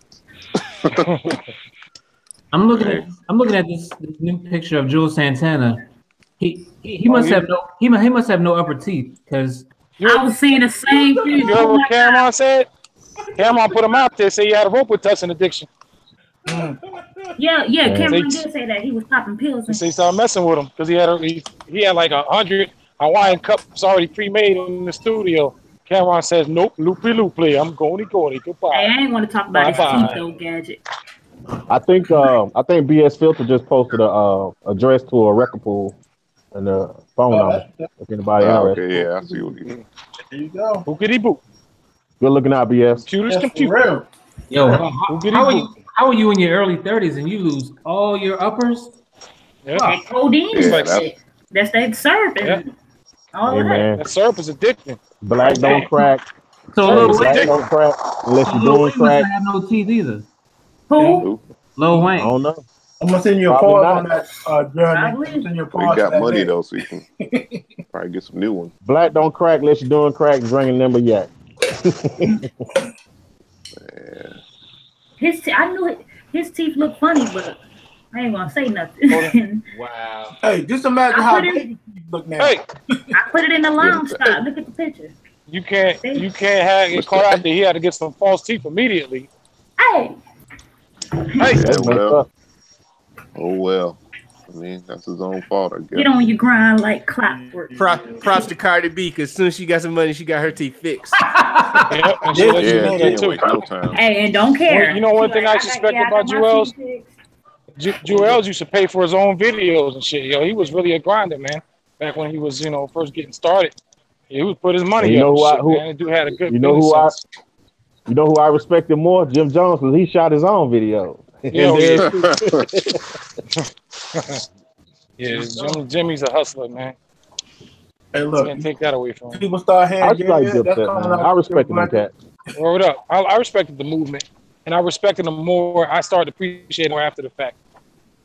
I'm gonna tell you what made me like Dipset even more, because during that time, like, they weren't afraid to like branch out and mess with other artists in different regions too. Yeah, what's that song?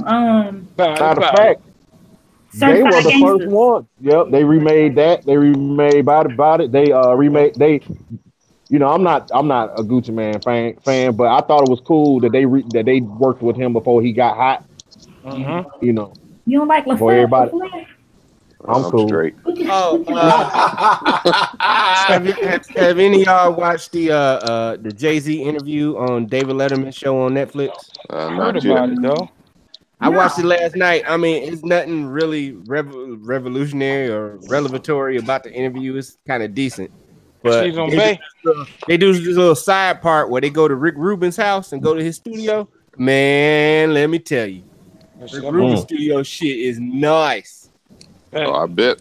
He cheated on Bay. Did he admit to cheating on Bay? They talked about cheating for like a half second. Oh. Yeah.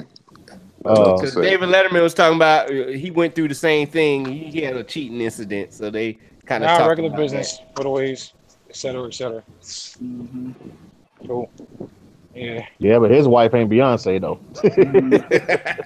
No, but she would have took that nigga money. Yeah, she'd have been out the door. Yeah, Really love some Jay-Z. That's a definite cheaper to keep her. Right. How you cheat on Beyonce though? Hey, Halle Berry got cheated on, so anything possible. She crazy though. Halle Berry certified. Don't matter. Very certified. Hey, look. Niggas would take the path the least resistance. Yeah. They're gonna mess with a completely downgrade. They were completely downgrade. Hey, look, it could be a step off the planet. It don't matter. Hey, man. I be like, yo, look at the chick Kobe Bryant cheated with, and look at his wife. oh yeah, Right. okay. Ain't even comparison. I mean, I'll if you have filet mignon every night, you might want a hot dog on a Saturday. Hey, I'll tell Bay, hey, I want you being Sasha Fierce when I get home tonight. Hey, That's perfect, man. you gonna cheat up. Word. That rarely happens though. Yeah. Would Jay-Z have caught Beyonce if he was worked at a gas station? With dudes, it's like that, but with Hell chicks, no. they upgrade. If Jay-Z was pumping I your don't know. gas and changing your oil, would he have pulled in Beyonce? Hey, Joe, make a video. Let me look at his teeth on here. Let's see. Beyonce was dating the dude from what's his name? Marcus Houston. Yeah, Marcus Houston.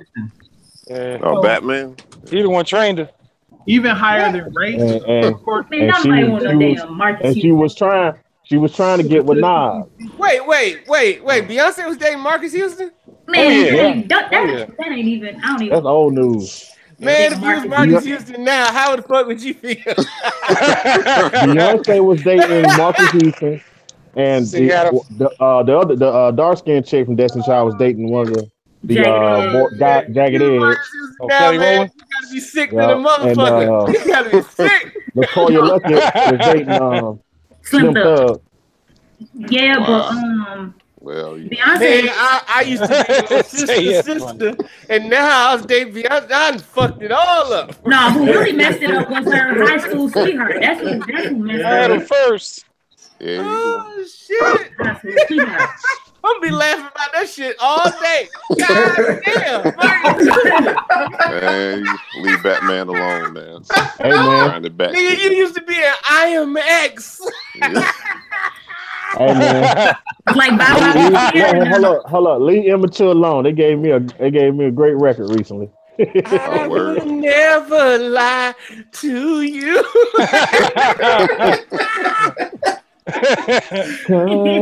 Constantly. Oh man. But I would have never thought that Beyonce would get to the point where she is now from Destiny's Child with the overalls and Hey. like Yeah. I never would have thought. As far as talent and that voice, Beyonce a boss. I saw her when she was Hold up. opening with Wyclef, and I'm like, that chick right there is gonna be a fucking I star. always picture Beyonce in a certain position every time I see her Oh, dance on Lord. stage. I bet you Hey, I dog. want to pause that, but I understand. Yeah. Right. I didn't see it back then. I didn't see the star power back then. Me neither. Me neither, Gadget. I saw it. I heard it. I heard her. The one, No. the one that caught my eye all the time. The two that caught my eye all the time was Kelly Rowland and the other Latavia. Yeah, They always caught my eye. because Beyonce never caught to my eye. me, to me, Beyonce was the head, but she couldn't sing to me back then. Like, Kelly could sing. That's who I was looking at. Kelly was killing it. He was like 3 years old. No, 3 years old. We just had you. Answer your question, Jamari. Hey, why about it? They had to register. I didn't get it right away. He had to register. Like, okay. Hey, you spot on though, BG. You spot on though. I give you that shit. Hey, say what y'all want about Silk the Shocker, but he had them girls in this video before anybody else did. Oh yeah, that's cool. Hold on. Y'all forget about Uncle Luke. Talking about Are you forgetting about Uncle Luke? I don't know. You know what? I kind of thought that Sierra would be where Beyonce is. I didn't. I wasn't sure about you why? that. Because she cannot sing. Beyonce can sing. Yeah, but Sierra in the same. You ain't got to sing to be successful. Look at Britney Spears. But let me explain something. Let me explain something though. Who said Janet Jackson? I said she ain't the greatest singer. That's what I said. Hold on. Let me explain something though. That's what separates a Beyonce from them, because she can perform as well and she can sing as well. You know, Beyonce, so it's usually before. Like, I'm not saying Beyonce was the first one, but usually it's either you're a vocalist or you're a performer. Right. You're gonna fall in one of those categories. But people like Beyonce can do both very well. I'm gonna tell you what happened with Sierra. What happened with Sierra is she stopped making Bow Wow. She did a song with Bow Wow with her. Bow Wow. No, because Sierra's second album was good. But it was that third album, and it just changed. She stopped really making the dance music. That was. Well, she left Jazzy Faye for one. What happened to Carrie Hilson? What happened is Jay-Z had Carrie.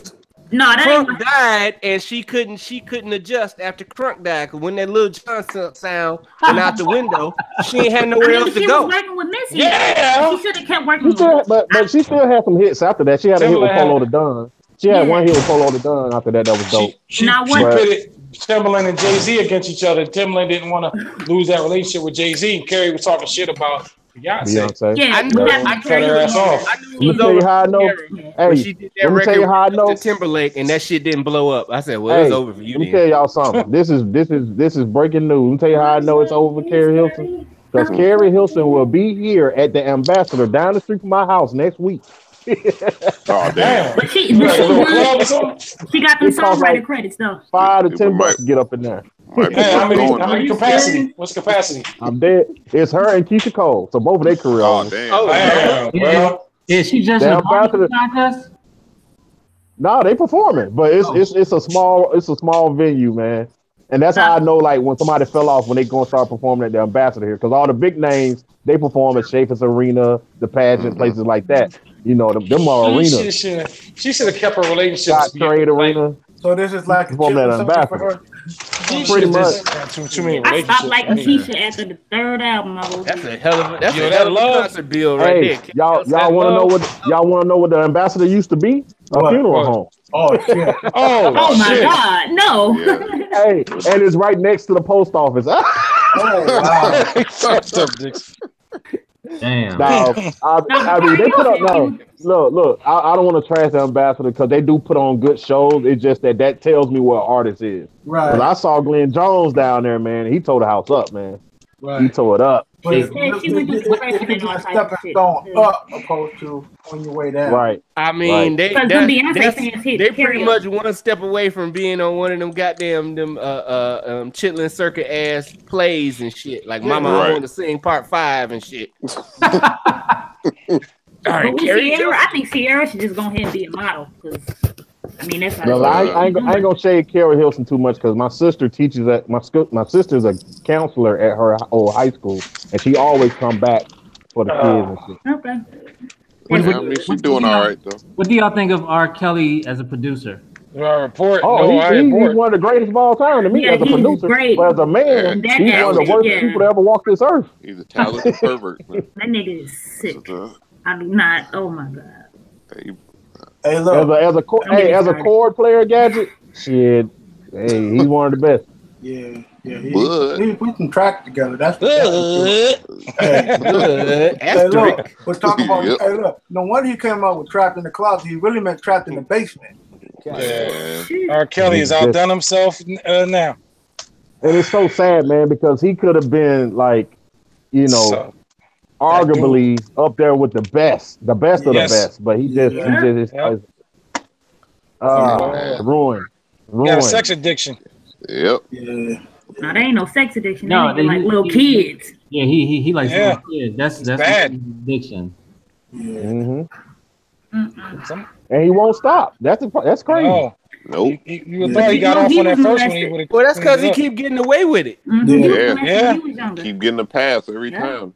That wasn't But- me, but they got. But though, even if you get away with it, just the fact that people know about it should be enough for you to stop. That's would what think. I'm saying. But they You would still out think. here supporting this. AS, how they feel about him in Chicago? They love him, right? Most people could care less about him for the most part, especially people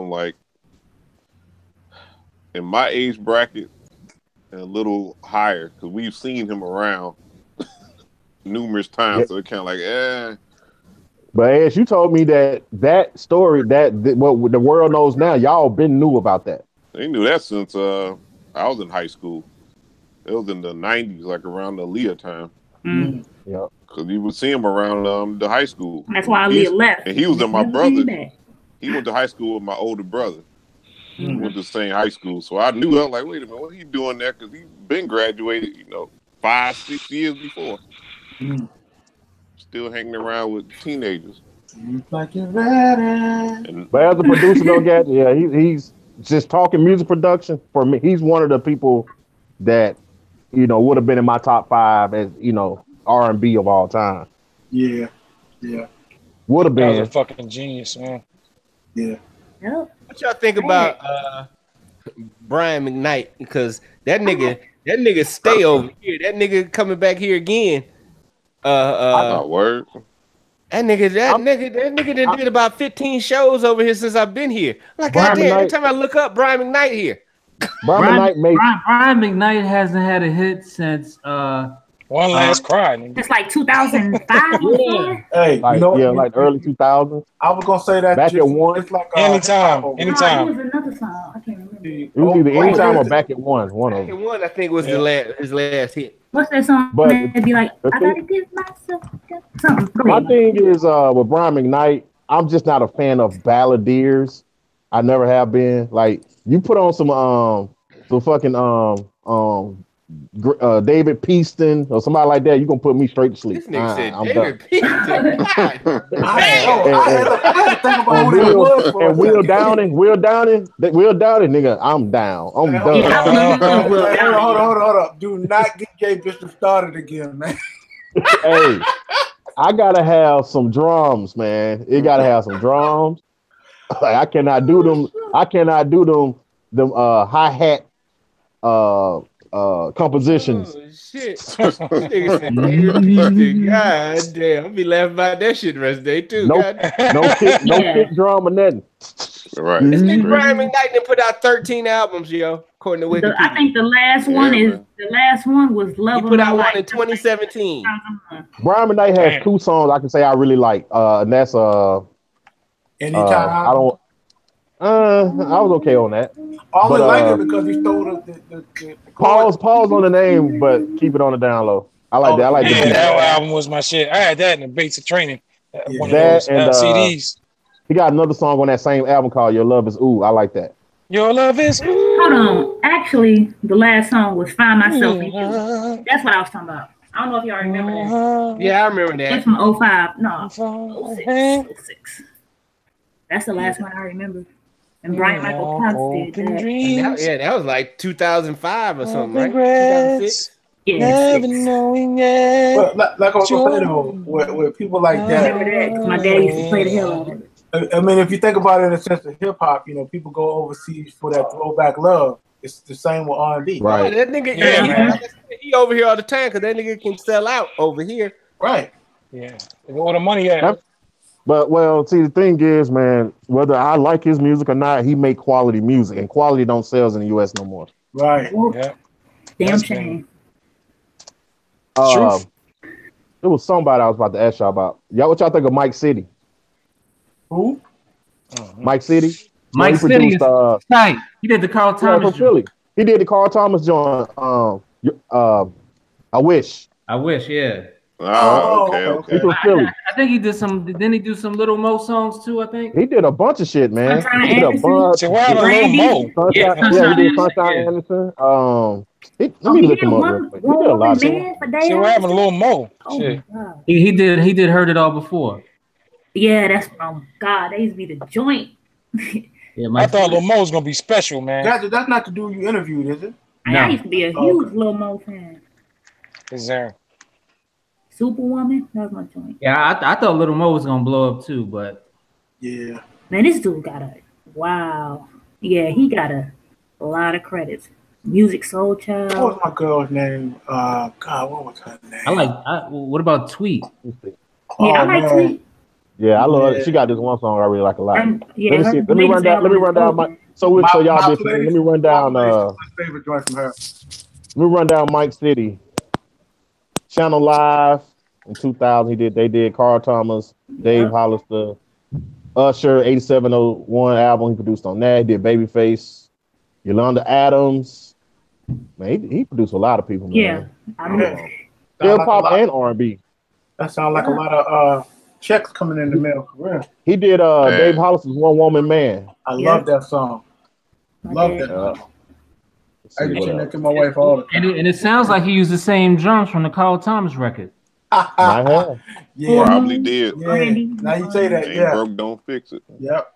Nigga, Definitely on them produced, two songs. I'm on. There's a club here called Billboard Live.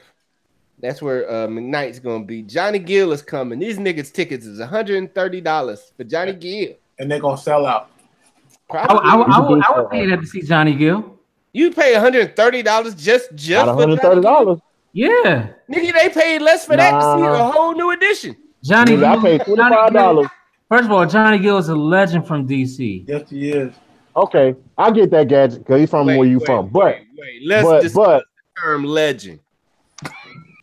I would say he's legendary. I would Man, say I he's like legendary. Johnny Gill. Hey, Hey, Bishop, Because, man.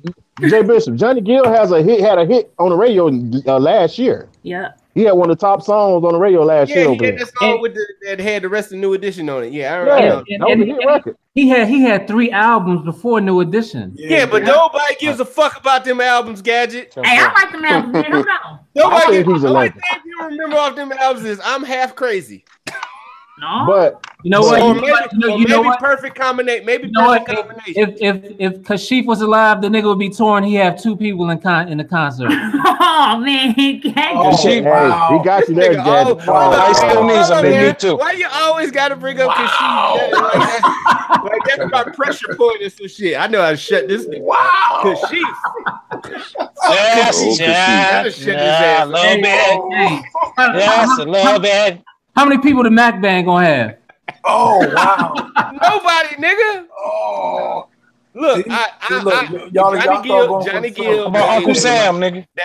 that Johnny Gill album with that was all LA and Babyface and Jamie Lewis is one of my favorite albums of all time. But a legend is saying a bit much. That's all I'm saying.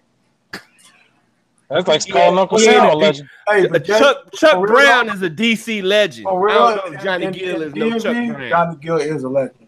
For the DMV, he is a legend. Just like if you from Detroit, fucking name somebody from Detroit. Aretha Franklin. Beside Jay Dilla, nigga. Aretha, no, I'm talking about R&B. Aretha Franklin's a legend, right? Yeah, Aretha Franklin's a legend. Yeah. All right, name somebody under Aretha, like from Detroit. Oh. Anita Baker? I'll Yeah, wait. Anita Baker. Baker. Anita Baker. Anita Yep. Baker is a legend. Okay. You gotta Nigga, go Diana even, Ross is a legend. right? Yeah. Gotta go further down the line though. Nigga, Barry Gordy is a legend. We got it. No, we got it. Can't do that. Hey, look, Brad Motown. Gordon We can't do gave Motown. that. Nigga, Ross is a legend just for creating Tracy Ellis. That's my boy. Hold on, Bless Girl. You can't. You in Saginaw. You can't claim. nigga, Marvin yes, I Gaye. can. Marvin Gaye is a legend, nigga. No. Hey, see, It don't work that way. You in Saginaw, you can't claim Detroit. I ain't claiming Detroit, but I'm naming some artists. nigga, Ready for the World is a legend, nigga. Ready for the World, man. Yeah. God damn. Yeah. They out of Flint though. Hey, motherfuckers still know the lyric to "Love You Down." Oh shit. Hey, Sheila's a smash. In the 80s, who had the better R&B scene? Minneapolis or Detroit? Ooh. Minneapolis. Minneapolis, nigga. Yeah, for sure. No doubt. Sound like Minneapolis. Because in the 80s, Detroit wasn't even doing R&B. Right. Detroit was on that techno house shit. Ready for the World? They They were biting Minneapolis. They were nothing making this. Minneapolis sound. What was coming out of Detroit back then was shit like Inner City and all that house shit. House, yeah. Good life, All that good house life, shit was good coming out of life, Detroit good then. life, good life. Penn City. Marshall Jefferson. Yeah, how much money? Yeah, Detroit in the 80s was kind of a R&B kind of ghost town then, because niggas was all on the techno. Yeah, that's all I heard when I was up there. So you listen to the radio, all niggas was playing with the techno shit. Are you serious? Yeah. Yes. It's motherfucking shit like Inner City, Good Life, Big Fun, motherfucking channel Cybertron Clear. Yep. Motherfucking Model 500 Technicolor, all that shit was banging back then. Man, I spent all of my summers in Detroit as a kid, so I heard that turn stuff. on motherfucking FM 98. You hear the motherfucking the Wizard, and that motherfucker be spinning that techno shit all night. I'm sorry, I think Johnny Gill's a legend. What y'all think about Leah? She's from Detroit, that's why. She's a whisper. She's one of the greatest whisperers of all time. Excuse me, sir. She birthed all these artists today to be whispering. Well, actually, Janet Jackson is a whisperer. Yeah, Janet did start the whispering shit. She did. She did. It's a Leah perfected that feather voice shit. Well, actually, Minnie Riperton started the feather voice shit, but then she could belt. Right. When she wanted Minnie Riperton still has the highest whistle registry today. Yeah, it's only a couple people I know who can do that. So Mariah ain't hitting that. Mariah's up there, but she's not. But Minnie still has the highest registered on the whistle registry. She's the highest singer to this day. Yeah, it's Shantae Moore and it's Shanice and Mariah Carey used to. I don't know if she can do it no more. And then if you watch Minnie Riperton do that, she make it look so effortless. Yeah, she did. That white girl that fucked Mariah's voice up. Yeah. I was good until I met that white girl. Yeah, I did a flip of that. She could snort in the 5th octave. Y'all was talking about that Johnny Gill album, J. Bush. I love Lady du Jour. Yes, hell yeah. Yeah, hell yeah. Yep. And then he fucked it up. What? That next album was cool garbage. I think he tried to produce a lot of it himself, didn't he? Provocative. What the? Yeah, he did. Well, it wasn't. I don't think it was. And maybe one Ellen Babyface song on there, and maybe 2 Jam and Lewis songs, and then there's a bunch of cool garbage. Cool garbage. You know what though? Because New Edition fucked up when they did Heartbreak, and then everybody put out their solo albums, and they was hot. Then they should have did the reunion then. Yeah. But no, everybody wanted to do another solo album, and all of them shits was garbage. That BBD Hootie Mac was garbage. Yep. It's like they all going down was garbage. It's like they all tried to do the shit themselves, like Bobby Brown. Bobby Brown forever garbage. Cause you know what song was his that he turned down? It was like 2 major hits that came out that year that was his, and he didn't want them. It was one of them was R. Kelly. That he actually ended up using on his album. Oh, what was the song? And Bobby Brown didn't want it. And there was another hit record somebody else did that he didn't want for that album. Like, what was you smoking? That stuff. Well, we kind of know. We kind of know now. Yeah. Hey, Crack is whack. So Crack is whack, huh? some people don't hear the same shit. Yeah. Dude from the Beat Nut said Black Rob had the one beat before Ghostface. Ooh. Yeah, that makes sense. And speaking of Black That Rob, happens quite all a the few time. people had that Woe beat before he had it. Yeah. Yeah. They did. I think Foxy Brown had it. I think Ghost might have had that too. Probably. The two names I heard that turned it down was Foxy Brown turned it down and Jay-Z turned it down. Mm. I heard those two names. I read those two names somewhere. Hey, look, we know what they end up doing. History has been rewrote. But you know, Jay-Z, you know, I can see him turning down because that, you know, maybe that he just didn't, that he wasn't feeling that joint like that. Pause. But Jay-Z's the kind of dude that, Jay-Z had just come off of Ha. right. So, yeah. I Jay-Z kind of understand cat him. that, But Jay-Z- Foxy, you can't be turning shit down. right. Jay-Z kind of dude to wait for somebody to turn the beat down and hear somebody else kill it and then want to get on a remix. Mm-hmm. Like Joe Budden shit. Yep. Yeah. Old boy too. Sure did. Oh yeah, with Money Cash Hoes. Y'all ever heard Easy Mo B tell this story how Big Daddy Kane turned down Warning? No. He turned down Warning and then when He would have sounded good on Warning. No. I don't know, but Easy Mo B said he turned it down. He's like, because he said the way he played beats with Kane, he would play the beats and then Kane would be like next one like that. So when he got to Warning, he was like, Big Daddy Kane said next one. Easy Mo B said, "Man, you serious?" He's like, "Play the next one." So then when Big blew up, he's like, "Man, why you didn't give me that beat?" He's like, "I played it for you. You said next one." That's how it Yeah. goes. So they still argue about that to this day. That he played him that beat. Nah, but of course him Biggie on it, like that was tailor made for Big. Yeah. I forget what song it was that Mo played for Biggie. He was like, "Man, you know you should have gave me that one, man." I forget what track it was.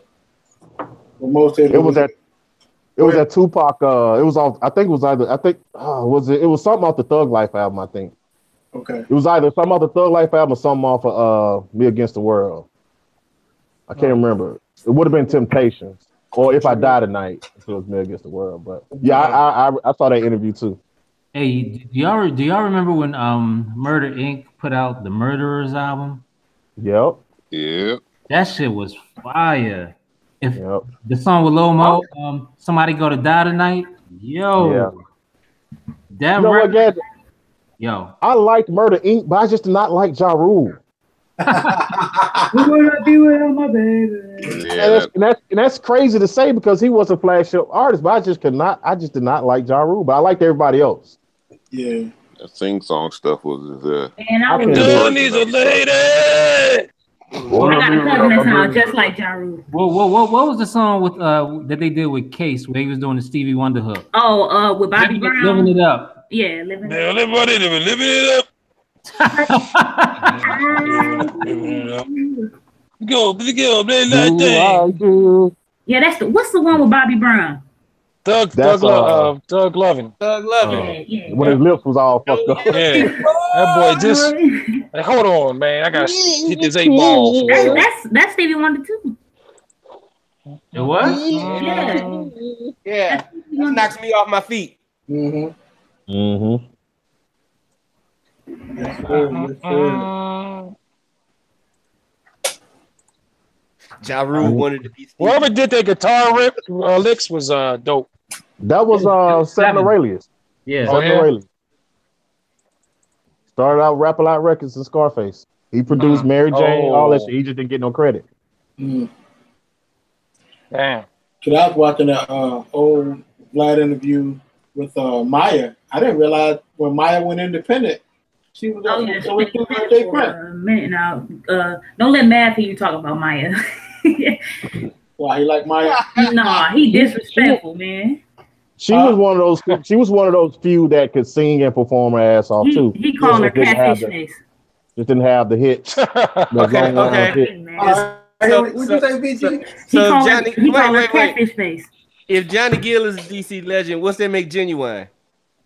Stop. He ain't no legend. I would say, but look, I would say Genuine is right below a legend.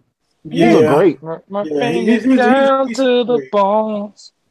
Yeah, but See, what I look at, I look at longevity. I look at longevity. Like, how long did your career last? How many hits did you have? And Johnny Gill's career has lasted fucking forever. Yeah, it's lasted forever because Genuine can't get a motherfucking job singing at the local McDonald's. He can't get a job at McDonald's putting salt on the fries. His last album, his 2000. Hey, Genuine's still out here though. He's still he in the acting shit now. But yeah. He be doing he had a problem with that white girl too. Well, I won't call. Let me rephrase that. I won't call it acting, but he was on Big Brother. You hear about this shit that happened like maybe 3 months ago? Oh yeah. I don't call being on a reality show. No, he is on a reality. He on a reality show. Another reality show. But he got but Jay Bishop, he was just on Breakfast Club this week, and he's getting ready to do another one. So he's still out here. He's just not doing music. All I want to know is how you lose your woman to Professor Griff. Yeah. They asked him about that on Breakfast Club. Well, they ain't asked him directly like that, but they kind of asked him that, and he was like, "Man, he got caught cheating too many times." That's why that nigga got like 10 kids, don't he? Yes, something like that. But I'm gonna say this: say what y'all want about Genuine. He was smart with his money. He ain't broke. Him and Soleil own like a string of mental health centers. Yeah, because he went through that. A line of mental health centers. Might need employee discount. He said he got into that because her friend, I guess from here in St. Louis, her friend was into it, and then they invested in her first company with her. Then they just kept opening them up, and then they got the government to come in and give them that 501(c)(3) money. So they straight, and they still. Go ahead. Yeah, and they still run them, although they're not married anymore. They still own the business together. The businesses. They still got a good relationship. Yeah, they do. That's good. They can coexist. Hey, Griff wins. You need that money. You're gonna make it coexist. Griff makes out too. Change your mind. They probably cool. Yeah, they real cool. They said they talk him and Griff talk all the time. We're gonna make this bread. I ain't gotta like you, but we're gonna make this bread. You know, his mama died, and then his dad ended up killing himself. He went into a downward spiral. Yep, that's what happened to. That's what happened to his career. His mom died, and his dad killed himself. Oh wow! Ooh, go ahead, BS. BS. But that's true, BS, man. Hey, is Drew Hill a legend? I'll never be quiet. Not to me, but I can see why some people think that. Legendary. In Baltimore, they are legends. I think so. Okay. They're definitely Baltimore legends. Drew Hill? Shit. Yeah. Somebody. I look at Drew Hill. I look at Drew Hill and Jagged Edge as children of Jodeci. You know. They are. For sure. Drew Hill can draw everybody from Baltimore into one arena and kill it. Jersey too. I go. They was good until that. Like with nobody else on the headline, like because you know Cisco can do a fucking hour sit by itself. Yeah. Oh, don't sing that down. I mean my thing with Drew Hill is when I was working at a car wash in the late 90s, like everybody who was come up to get their car wash was playing fucking Drew Hill. They tell me joint. They tell me joint. Every fucking car was playing that. It was that song and that fucking Rome. Y'all remember Rome? I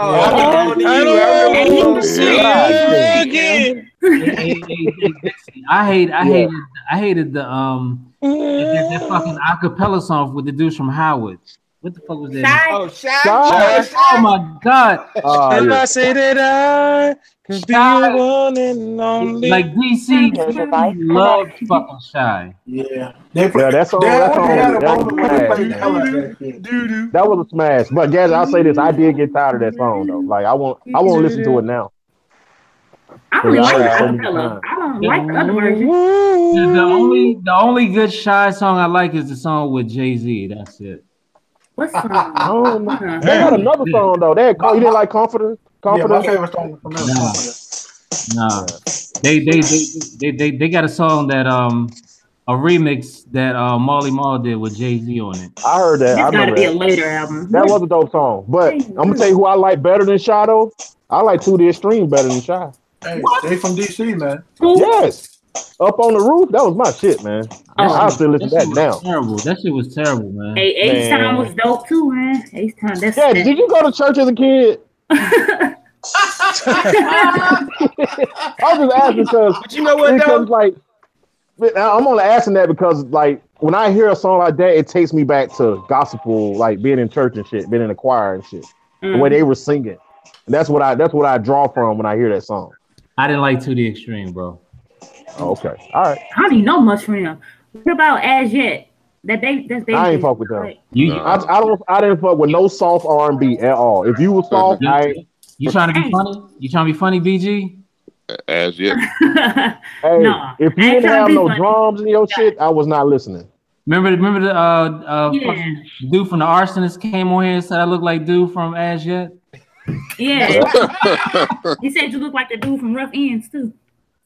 I get that all the like Mark Nelson. I get that all the time in Baltimore. Niggas run up on me, ask for autographs like I'm Rough Ends all the time, nigga. I don't see that one as much as Mark. Now you look like Mark Nelson, like that all day. Yeah. All day long. God damn it, you used to be in Boys to Men. The other dude from Rough Ends looked like KC a little bit. KC. Who else? Damn, but Gadget, I gotta say, man, your ear is very eclectic, man. Like the shit that would be an obvious hit to everybody else, you could not stand. But then the shit that everybody else is cool on, it'd be the best shit ever to you. Like, let me ask you, since you from St. Louis, I hated that fucking Jaquan song. Oh my god. Everybody first, were you there? First, let's establish I'm not from St. Louis. Oh, okay. And I do not like that song either. No, I moved to St. Louis in 06. So after the do not connect me to Nelly or none of them. No, I do not fuck with that. None of that shit. The artist I listen to out here is a dude named Tough Poe, who's, he's still doing his thing. He just posted a picture with him and Nas. He was backstage with Nas recently. And Killer Mike. Like, he's still doing his thing. His older brother is Black Spade. Oh wow, okay. Yeah, and I know both of them personally. And like they out of St. Louis, them only two artists I really listen to. You know what's weird? I mean, what you think is the worst record to come out of like your city? Current city, it definitely be something from Nelly. Let me see.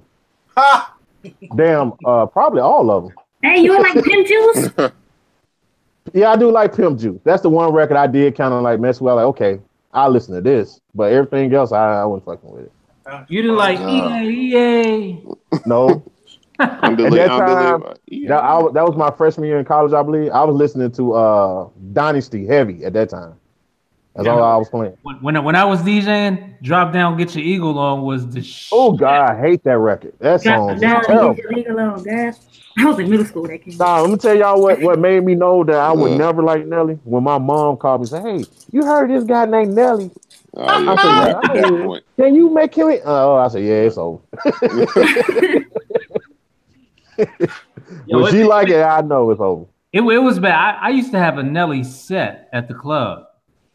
Damn, yeah, that makes sense though. He had a lot of hits for the club. I mean, I get that. When you're a DJ, you at work. I mean, you at work. You always gotta do shit we don't like at work. I had a Nelly set. I had a Cash Money set, and I had what's Master P's joint? No Limit. No Limit. Yeah, I had a No Limit and Cash Money set. I just combined them bitches. Yeah. But my favorite set to play, I had a whole Timberland set. I never had it. I never did a Timberland set. I used to play motherfucking what's the joint with the Night Rider? Clock Strikes. I used to play Clock Strikes. I used to play Total What About Us. I used to play Aaliyah. Dirty South. Y'all really? I know what I was gonna say. But if New Edition ever come to any of y'all towns, because usually them tickets usually like $25, they are by far the most efficient tickets you could ever artist tickets you could ever buy. Because for 25 or whatever, you're gonna see 5 different acts. Yep. In one group. Yeah. That's crazy. Hey, Jay They Bishop. gonna Yeah. Oh, sorry. I was just gonna say they're gonna perform all they shit together, then they break off and do the solo shit. And then you got Bell Biv DeVoe. Yeah. Bobby, Johnny, Ralph. I mean, it's like you get your money's worth. And they still dance and move like the old days. That's the shit that blew my mind. It's like, really? Like they all in sync and everything. Mm-hmm. Did you Gadget? Y'all talking about motherfuckers that y'all look like. I've heard this shit for years, but I'm looking at all these pictures online of this motherfucker, and I'm like, damn, me and this dude really could be brothers. Nathan Morris. Nathan From Boys from Men? Yeah, Boys Men? I used to hear that shit all the fucking time. I used to hear it all the time. And I'm looking at pictures, you know, you do a search, and I'm like, damn, this motherfucker really could be Them dudes brothers. talented too. They play instruments and everything. I seen them when I went to see Oh yeah, no, Boys and Men. Oh, is yeah, the truth, I man. was saying, I was just thinking like that Shy, if I ever fell that shit came out because Boys the Men came out with It's So Hard to Say Goodbye, and then everybody's like, we gotta have an acapella record. Okay, if Shy perform, how many songs they gonna sing? Because I only know 2. About 3. they had Comforter. They had Baby, I'm Yours. If I Fall in Love, the acapella and the actual. But I miss those days, man. You had Boys the Men, the clean cut R&B. Then you had Jodeci, the straight up hood R&B. Like we had the best of both worlds. Didn't even realize it. Mm-hmm. Yep. Nigga, I was just thinking. I saw. I went to a concert once. It was motherfucking Miss Chalet, Troop, and Hammer. Hammer was the headline. So, it was Oaktown 357, Miss Chalet, Troop, and Hammer. What about B.I.G.B.? I don't think her album wasn't out yet. She was just in the Hammer set. Okay. She was on 357 stuff, wasn't she too? Yeah, she was on 357. Yeah, she came out and sang like that 357 shit. What's up, man? She was there, Missy Elliott. But goddamn, remember Troop? Yeah. Hey, Yeah, I Troop had hits though. Yeah, they did. Troop had hits. They had like at I least just listened to Spread 4 or My 5. Wings last week. What was the Jackson 5 remake they did? All I do is think of you. All I do is Yep, yeah. that was my shit. Right there. Hey, but between Troop and Silk, shit, I'm surprised nobody got pregnant. Silk's another group I enjoyed their music. Yeah, I like No, my group was Intro for about 10 times. Intro was dope. I hate Kenny died. Yeah, I wish they had put out more music. Yeah. You know, he did a lot of the writing on Mary's first album. Yeah. Yeah. 411. I wish H-Town would have did more stuff too, but speaking of Mary's first album, did y'all get Prince Marky D's album with the Soul Convention? I think I did. I heard it, but I never bought it. Yo, I think I have that. Yo, like R&B, hip hop, soul, that joint right there. Prince Marky, the light skinned cat from the Fat Boys when he put out he put out his radio. I got you know who was producing them joints? Mark Rooney. Corey Rooney. Yeah, Corey Rooney. Yeah, that was his partner. That was his production partner because they did Real Love. Yeah. Man, that's Dave Hall, Corey Rooney, and them. They was making some dope shit, man. Yeah. Even the dude Heavy D's DJ. Yeah. The Untouchables. You know who else who worked on that? He didn't get no credit, but you know who else worked on that Mary album? This is his first gig. Donnell Jones. Mm-hmm. He was under ADF. Pause. He was one of the writers at ADF camp. What was that? Untouchable Entertainment, something like that? Yeah. I can't remember. Yeah, because ADF pretty much put him in the game. Because I saw that on Donnell Jones's Unsung. Matter of fact, talking about Mike City owns Unsung. Really? What? That's his shit. Unsung on TV One. He's like the founder of that shit. Right. Oh, that's crazy. Okay. Talking about One Hit Wonder. I put out an album the other day. I was like, God damn, I haven't listened to this shit. Jasmine Guy's album. Oh gosh, he had an album. Just Wanna Hold You Tonight. Nigga, I'm gonna tell you the producers on this album. remember that. Full Force was on that album. Timmy Gatlin. You talk about motherfucking Eddie F. Eddie F. got a song on that bitch. Yo, I don't think I want to hear that single was Just Wanna I Hold don't You know Tonight. whose first album. Hey, but I remember that album, but I also remember Tisha Campbell's album too. Yeah. That album was not as good as the Jasmine Guy album. Wow. He doing music. That's back when everybody they were just giving out record contracts like candy back then. Yeah, those were novelty records because they were both hot. They were on TV, they were hot, so they look just rolled good. with it. They look good, but that Donnell Jones first album, I forgot what label he was on, but I think they released every song as a single. I'll remind you, brother, LaFace Records. Yeah, that was LaFace. They released every song on that album as a single. That LaFace roster was crazy. Donnell Jones, Usher, Tony Braxton, TLC, Outkast, Goody Mob, Ash. Well, I ain't gonna say Ash yet. No, that album lasted 2 years. I was getting records in the record pool of Donnell Jones for 2 years. You know what's crazy about the Donnell song Jones? with Left Eye is crazy. I like it. But that's the second album was the one that he really blew up on. But I did not like that album.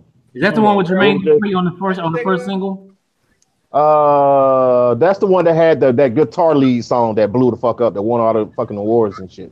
Oh, but he did he did the Stevie Wonder on the second album. Yeah, Knock Me Off. No, he did the Stevie Wonder on the first one. That's the first album. That's the first album. What's it? Did he do Say What was that? That's the second album. That's the second album. That was with Left Eye. That's the one I didn't really like. But the first album was dope as fuck though. That first album, the one you talking about, Gadget? Because I got that shit for Christmas. Right? You talking about Where I Want to Be, Dixie? Where I Want to Be. Yeah, Where I Want to Be is the second album, right?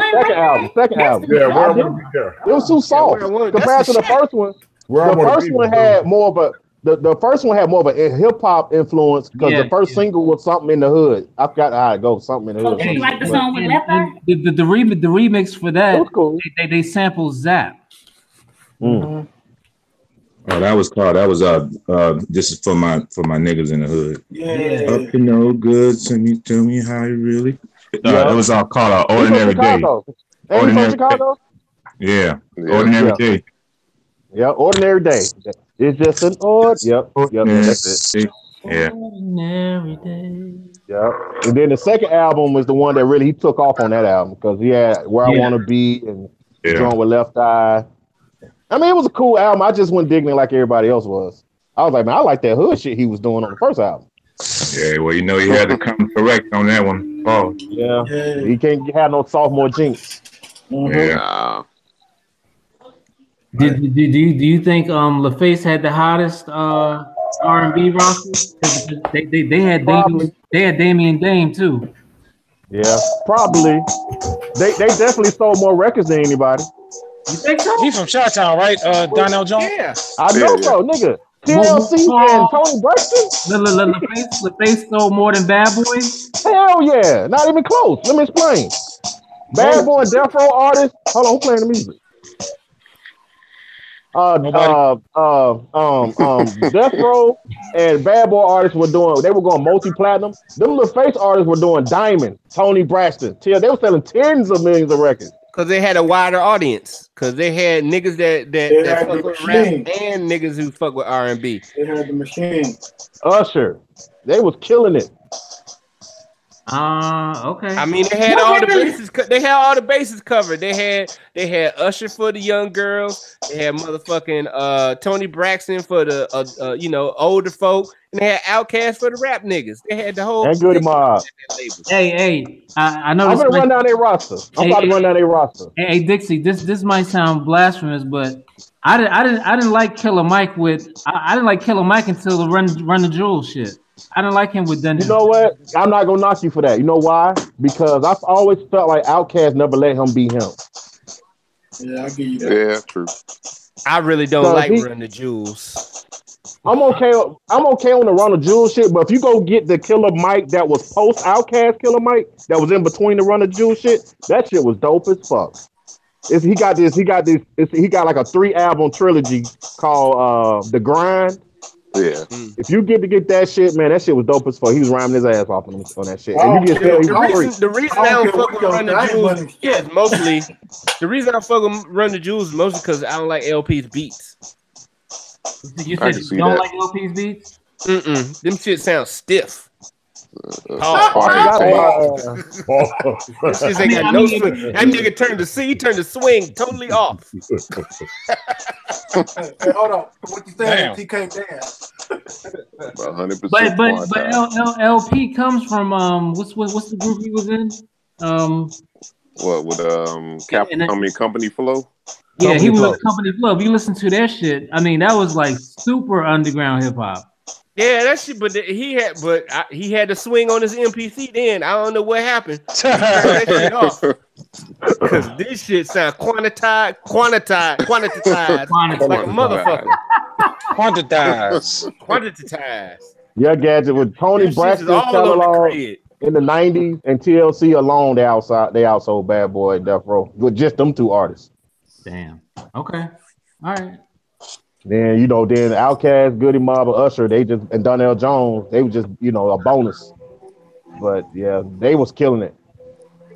Who was the main label from LaFace? Was it Arista? Arista. Yeah, okay. But see, the reason why LaFace never really, outside of being out of a smaller market in Atlanta, they were looked at as a boutique label, where Death Row and Bad Boy were kind of joint venture, but they operate like an independent do now. But you know what? Bad Boy was through Arista too while you bullshitting. They were, but Bad Boy kind of stood more on their own. All that money. Yeah, he was. And that's why, that's how Outkast and Puffy hooked up early on, early in the early days. They sent Usher to Puffy. And Puffy directed Outkast first video. Big wanted to sign CeeLo to what became Big's label, all that shit. So that they were all tight. They actually Rico West, somebody interview I was watching said, whenever Puff came to Atlanta, he always hooked up with them. They used to play basketball and shit together all the time. So they were all tight, man. Could you imagine Big rhyming with Outkast? Man. Yeah. I'm quite sure the map somewhere with them on there. I wouldn't doubt it. I mean, if he was alive, it probably would have happened by now. Yeah, of course. Probably. I mean, he was one of the only people that stood up for them in that Source Award shit. If you go back and watch the video, he's like the only person standing up clapping because he had a relationship with them, and he believed in their music. They all came out the same year, but he was cool. He was on their shit. He wasn't as closed-minded as most people were. Did y'all see when the Buck Wild interview when he was talking about by now Big would at least did Trap? Yeah, I seen that. Somebody said that. I think it was Illmind. Was it on Illmind show? Yeah, I think so. Yeah, but maybe I wouldn't doubt it. Especially how he flipped the Bones Thug shit. But I see Big. I think Big would be like a CEO now. I don't even think he would be rapping. I see Big being a boss, like Jay-Z. Some label. Yeah, maybe. That's what I see him as. It would have been fun to see. That's for sure. Who got beats? It's 11:45. Damn. Let's see. Clark, what you got? Yeah, Clark, I check your album out, man. It's dope, man. I like that. Hey, man, I appreciate it. Hey, but I don't have nothing this week, man. I've been cleaning the studio, man. We running with this dirty old man, so I gotta get some stuff off my to-do list before I start getting. You got to. You know what I'm saying? So you got on 100. So I just have some things I had to clean up. You got to get your shit together, Clark. Yeah, right. Shout out to the new dirty old men. Brand new. And inducted into the Dirty Old Men Hall of Fame. There you go. Don't worry, man, Clark. Yeah. So, Gad, you better check your inbox.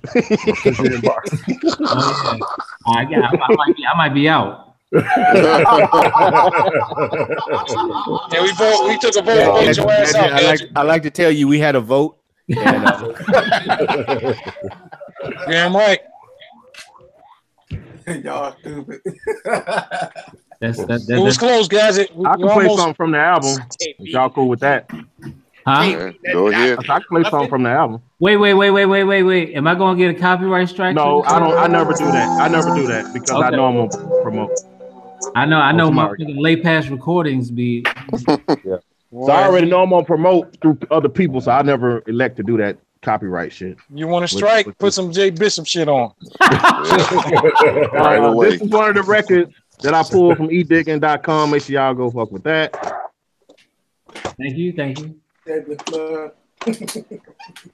Right, nothing it up now. That's right. Keep it in the family. Keep it in the family.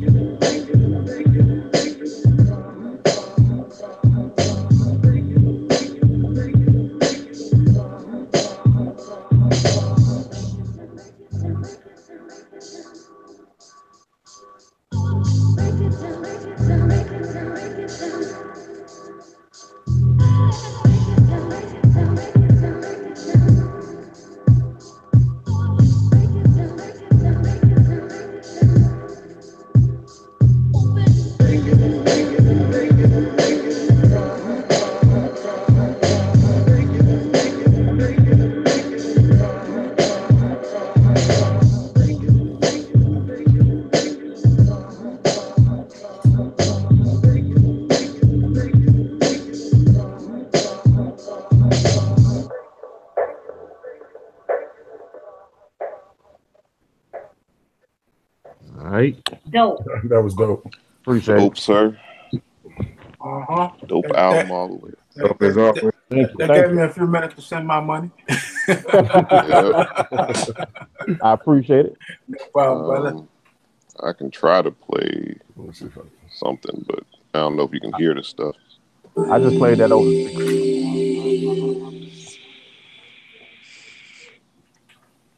Anybody hear that or not? Yeah, I heard we it. heard it. That's good. All right.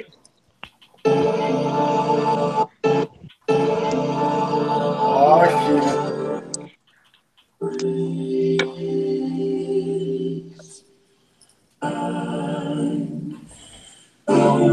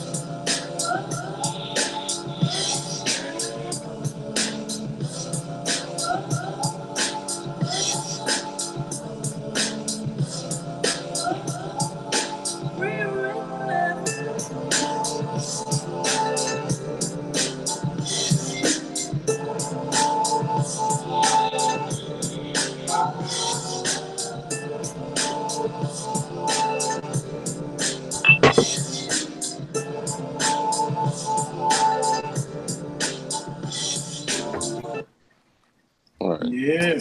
Dope. Oh yeah, that was dope. That sounds Is that on a project, AS? I was gonna say that sounds like a single to me. not at this time, but you know. Okay. Yeah, we definitely need that on something. Figure out a place for it somewhere. It's kind of nice to have joints to pick from and throw on this album and that album. Right. You know. Let me see if I can some. All right, I got some. I'm getting exclusive from the lives tonight.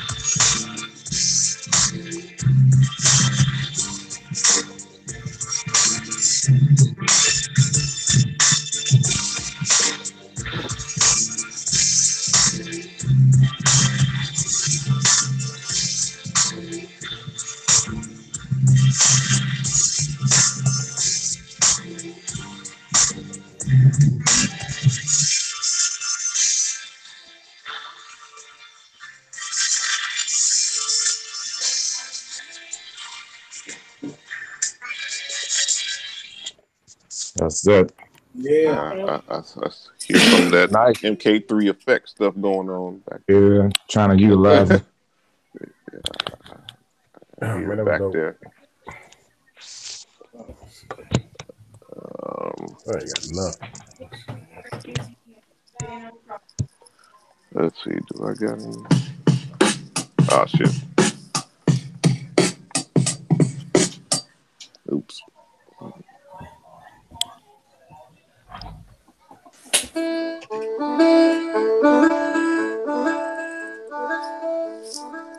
Gotta get it together, Grouch. All right, let me see.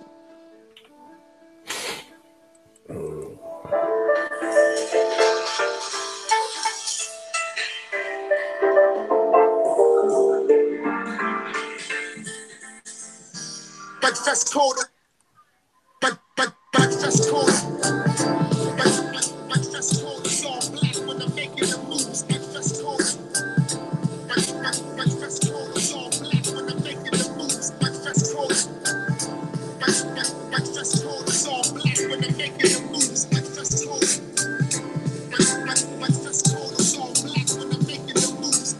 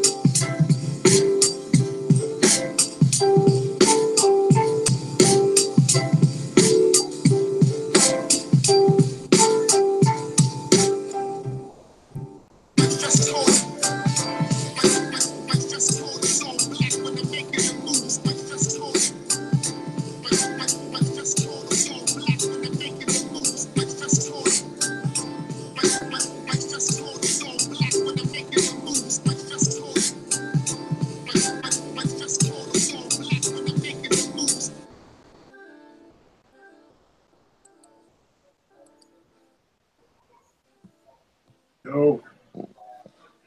Ooh, that's that. Thanks. Well, that was crazy. That was dope. Appreciate it. Anybody else got one? Go ahead, man. I'm trying to. All right, I'll queue another one up. Let's see here. I don't know which ones I've already played and which ones I don't want to play. Yeah, I understand.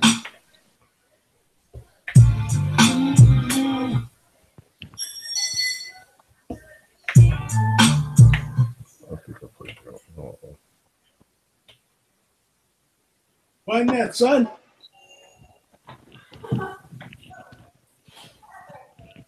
You ready, Clark? No, go ahead. I should have been on mute. I'm trying to find some shit here. Okay. All right. Let's see what we got.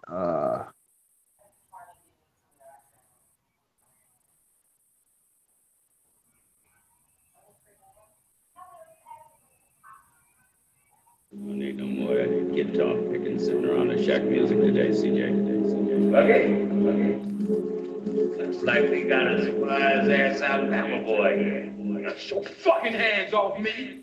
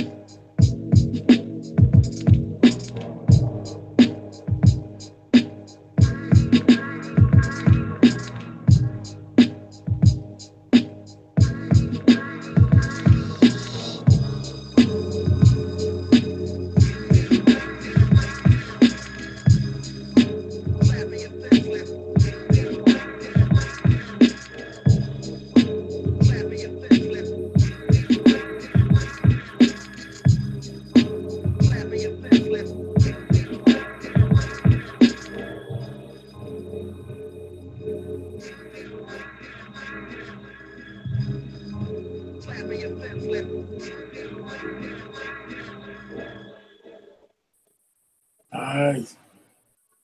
Yes, sir. Yeah. Appreciate it. Another dope one off the Another album. record from on the flip side of things. And y'all can go ahead and pick it up if you haven't got it. Appreciate it. Listening to it all week. Appreciate it, AX. AS. I don't know why the fuck I said AX. Right. I think I saw CX's name. I was thinking there CX. you go. Man.